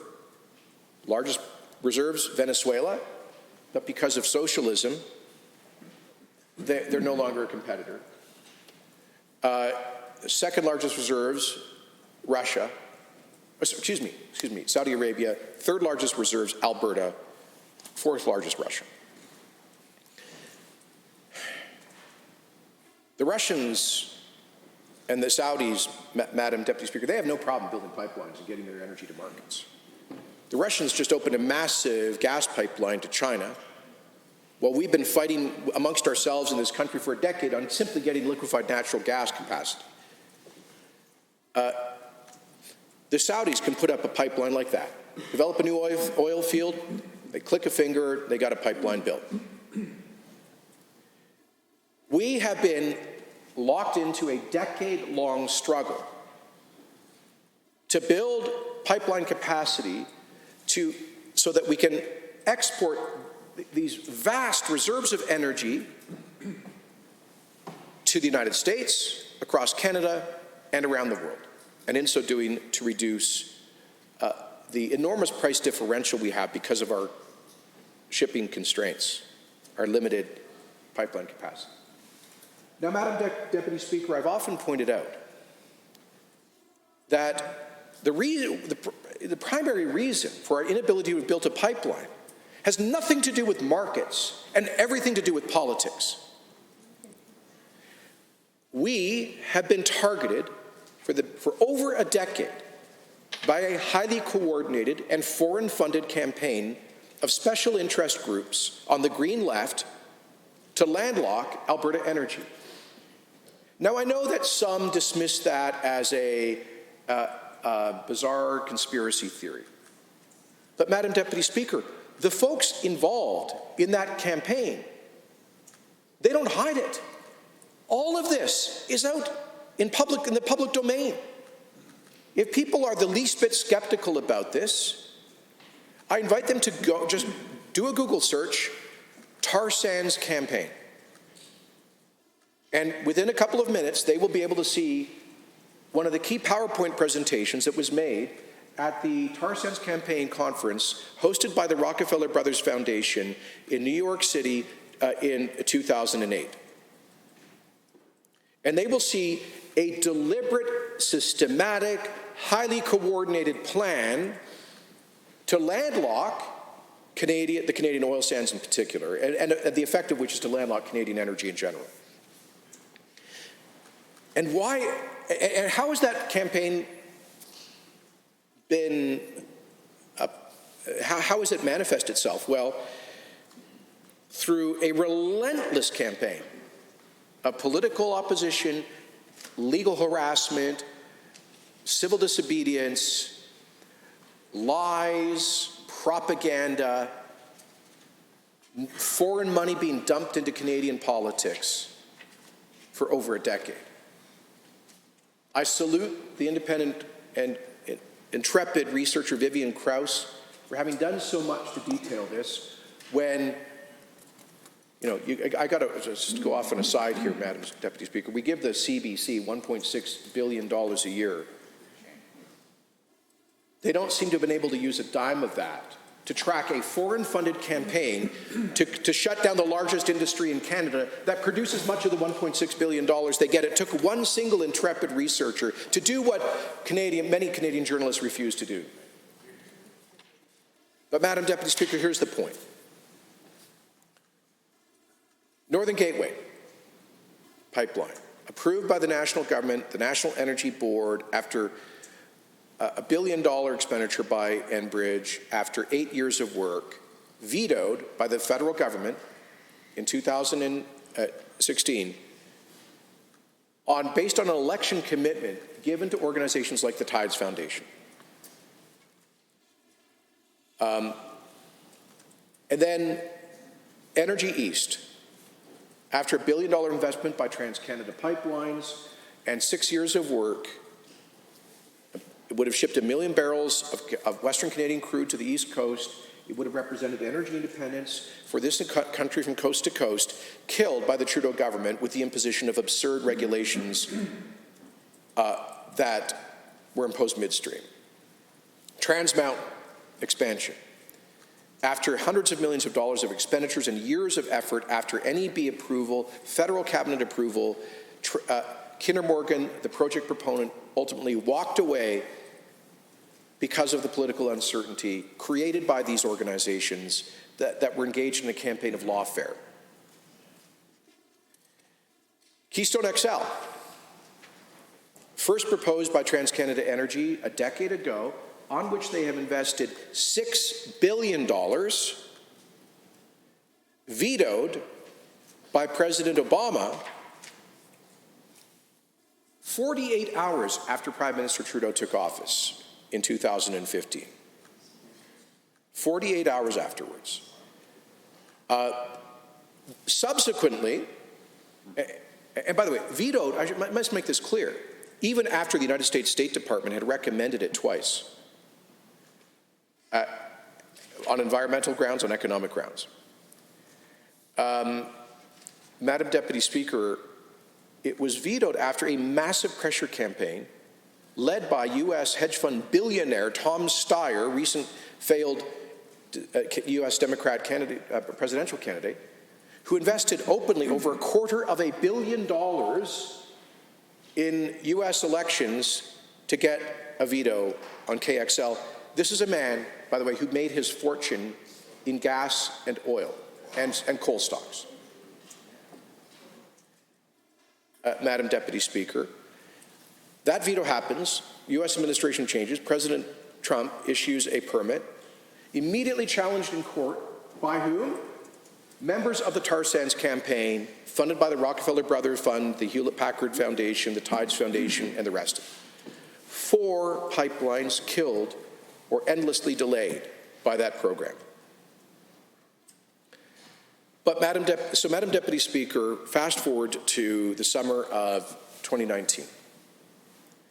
We were approached by the renamed TC Energy to say that now that they had a second U.S. presidential permit and had resolved outstanding state-level legal issues, regulatory and permitting issues, they wanted to proceed with construction on Keystone XL, a project that would ship at least 830,000 barrels of Canadian crude from Hardisty to Steel City, Nebraska, and then onward to U.S. Gulf refineries. However, TC reported to us that they were unable to secure the capital backing to complete the project. And so, and they said they were unable to because of political uncertainty, because they were concerned that a prospective change in the U.S. administration would result in an abrogation of the presidential permit.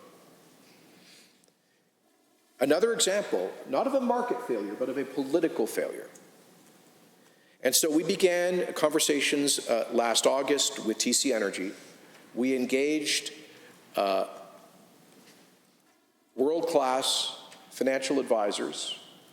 I'd like to thank John Prado and his team at TD Securities, as well as McKinsey, the global consulting firm, for having provided us with world-class external advice.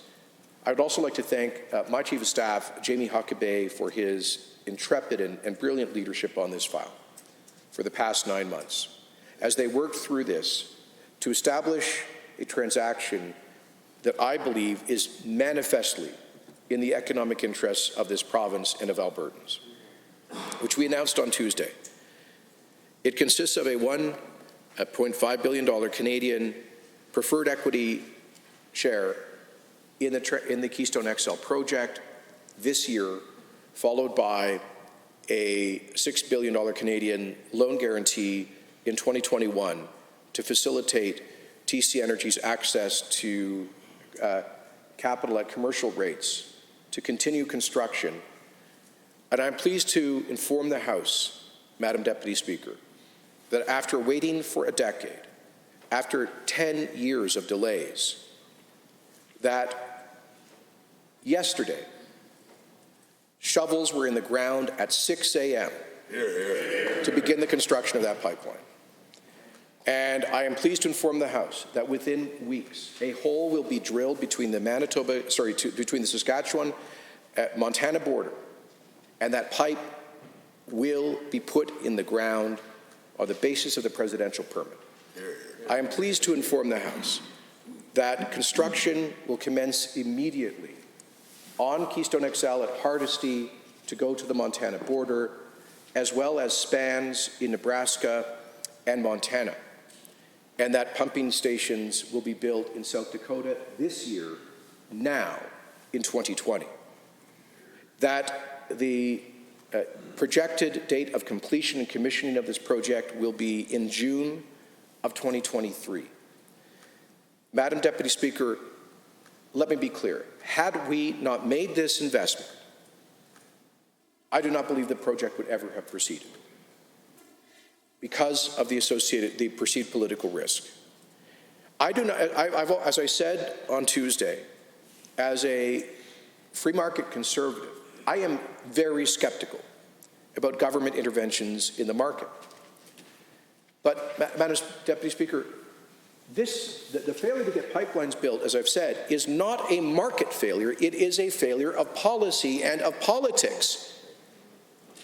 And let me come back to what I was saying earlier. We are in an existential fight for our economic future with state-owned enterprises in hostile regimes. And we must be prepared to use the resources of the state to ensure a future for our largest industry, its workers, and our economy.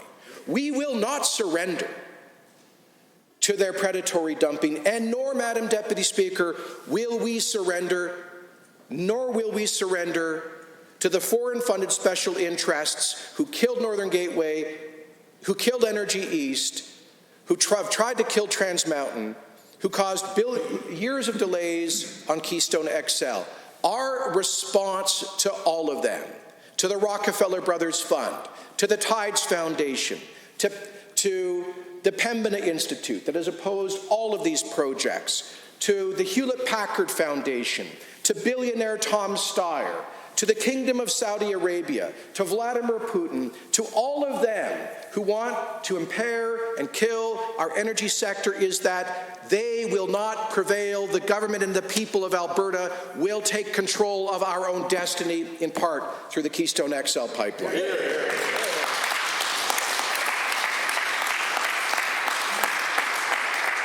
Madam Deputy Speaker, I can assure Albertans that we have taken every measure to protect taxpayers. There is risk in any project.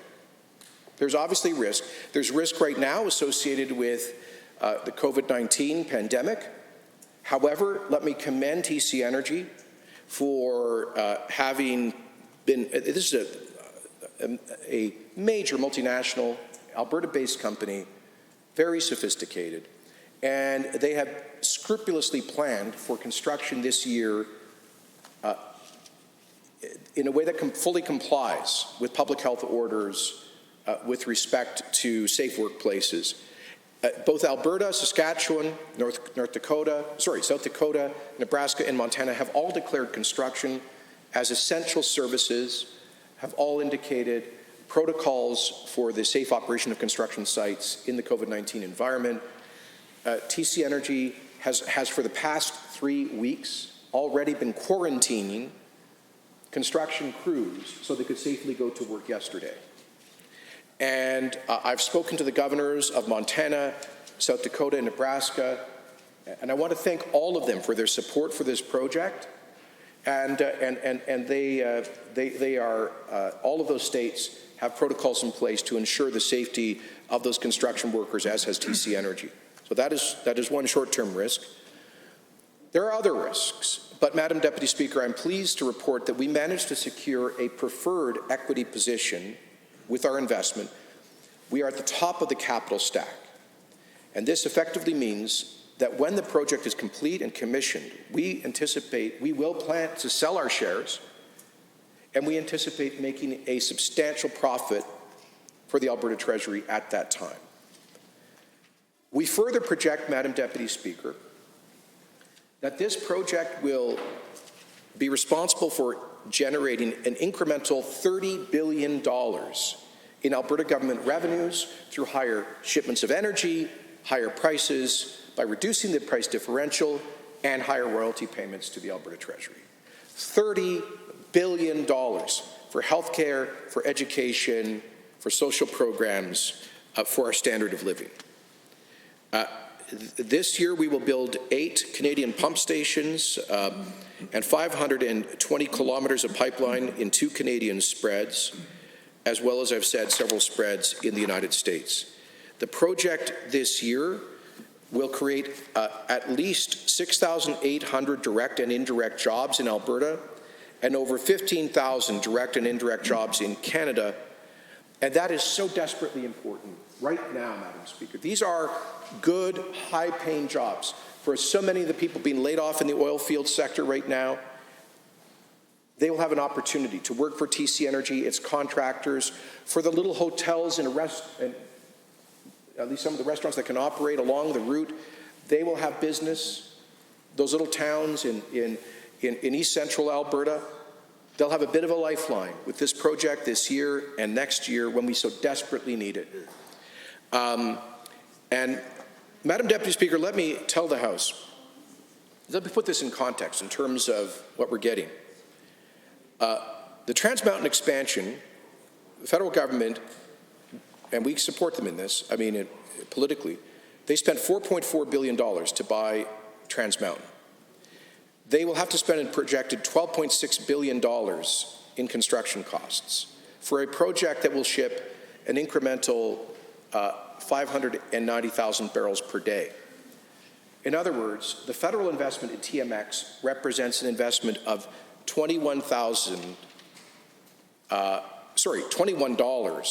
per barrel of additional capacity, $21 per barrel of additional capacity. I'm going to go back on that. This is $24,000. The previous NDP government here spent $3.7 billion on crude by rail contracts and was prepared to spend nearly $7 billion to buy the oil that would be shipped. To ship what? 120,000 incremental barrels for a maximum of 2 years at a cost of $31,000 per incremental barrel. But the equity investment plus loan guarantees that we are putting in place for the completion of Keystone XL means that our investment will result in $10,700 a barrel per barrel of additional capacity. So 1/2 the cost of what the federal government is putting in to TMX, 1/3 the cost of what the NDP was risking on crude by rail. Let me conclude, Madam Deputy Speaker, in saying this.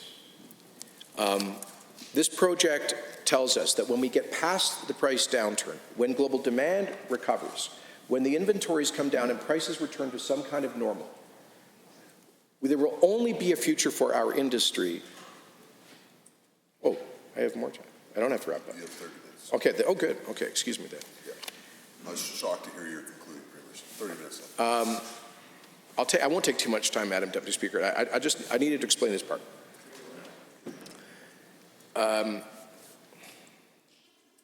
At some point, sanity and normalcy will return to global energy markets. The widespread projection is for a rapid V-shaped recovery coming out of the pandemic this summer. Of course, there's uncertainty around that. We don't know for certain that the pandemic will not resurface in the fall as the Spanish flu did in 1919. But the standard economic projection is to see a very dramatic recovery of global demand and therefore energy consumption beginning in the third quarter of this year. Right now, we see global oil demand in this quarter will be down 20 to 30 million barrels a day. We expect to see 80 to 90% of that recovered in the third and fourth quarters of this year. However, the prices will not recover that quickly because of the Saudi-Russian dumping. Global inventories will be at tank tops all around the world. And it will take, we estimate, upwards of 18 months for those inventories to decline to a point where the market is back in some kind of stasis, some kind of normal. That is the challenging news. But, Madam Deputy Speaker, when we return to some kind of normalcy in the prices, there must be a future for our industry. At that point, investment will only return to the Alberta oil basin if we have pipeline capacity. That's why this project is so important. A lot of people may be wondering right now, well, why is the government taking, quotes, a bet on this when prices are at $5 a barrel for Alberta oil? It's a reasonable question. And the answer, Madam Deputy Speaker, is we have to plan for the long term. it would be a terrible mistake for leaders at a time such as this to focus only on the hour-by-hour crisis management. A responsible government must plan for the mid to long term, and that's exactly what this investment does. This project will come online, we project, in 2023. At that point, we will be back at something like normal prices. But there will have been great destruction of value and capacity in our energy sector in the interim. We will be in desperate need of an infusion of new capital investment in our energy sector and in new capital investment to create new projects. The Canadian Association of Petroleum Producers projects that there will be a growth in production in Alberta that exceeds our takeaway capacity within 2 years. Now, obviously, the current crisis will delay that point. But we will come out of this still with the world's third largest oil reserves, still with capacity to produce 5 million barrels per day, still with the capacity to increase that to 6, 7, 8 million barrels per day. But we will need a way to ship that. And this is the way to do so. And so if we want to plan for a future where there will once again be investment back into creating good jobs in this province, that, by the way, will generate royalties for the Alberta Treasury so we can pay for our social programs, we desperately need a project like this. Now, Madam Deputy Speaker, we are hopeful that the Trans Mountain expansion will be completed. And we once again thank the Government of Canada for stepping up to the plate to de-risk that project. And we are working with them to ensure Indigenous co-ownership or financial participation in that important project. But, Madam Deputy Speaker, I am not prepared to risk the future of Alberta's economy on that federally owned project. It is essential that we hedge that risk. That's in part what Keystone XL is about. Heaven forbid the consortium of green left pressure groups succeed in endlessly impeding Trans Mountain's expansion. Should that happen, we will proceed with Keystone XL. We will have adequate production and supply in the future for both of those projects, and of course, the completion of Enbridge's Line 3, we hope later this year.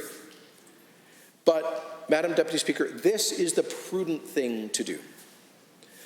And I will close now by saying, not only does this transaction make a great deal of sense in creating jobs in Alberta right now when we desperately need them, not only does it represent a path to the future, and we estimate $30 billion of incremental revenues for the Alberta government, but I think perhaps the most important result of Tuesday's announcement of our investment is this: a sense of hope for the people of Alberta when they so desperately need one. These are very trying times, and I think Albertans desperately need to know that there is a light at the end of the tunnel, that there is a plan for recovery, that there is a future for our largest industry and therefore for our broader economy.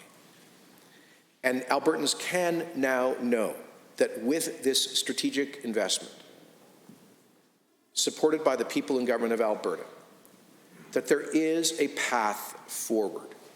This is not pie in the sky. There are shovels in the ground right now.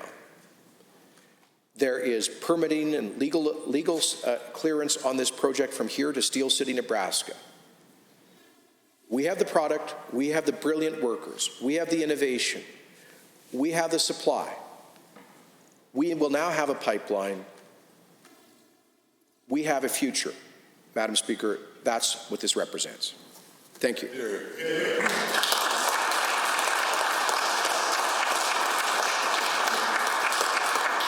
Members, are there any other members wishing to speak to Government Motion 18? Seeing none, I will call the question on Government Motion 18 as moved by the Honourable Minister of Justice on behalf of the Honourable Government House Leader. All those in favour, please say aye. Aye. Any opposed, please say no. It is so carried. A division has been called. Ring the bells. So we want to speak this out.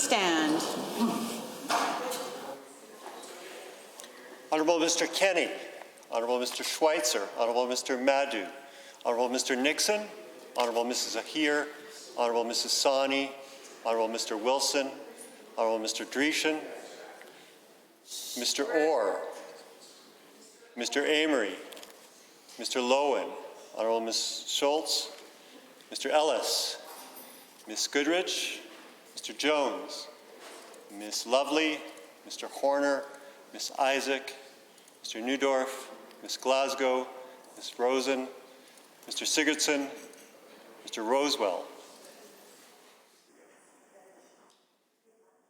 Mr. Hansen, Mr. Nixon, Mr. Smith, Mr. Singh. The opposed to the motion, please stand.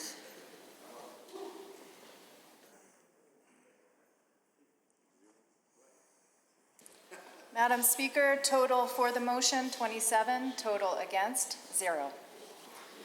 That motion is so ordered.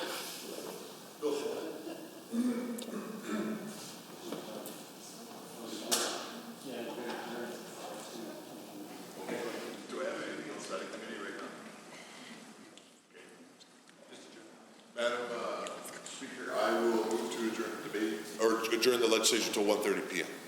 We heard the motion to adjourn until 1:30 p.m. All those in favor, please say aye. Any opposed, please say no.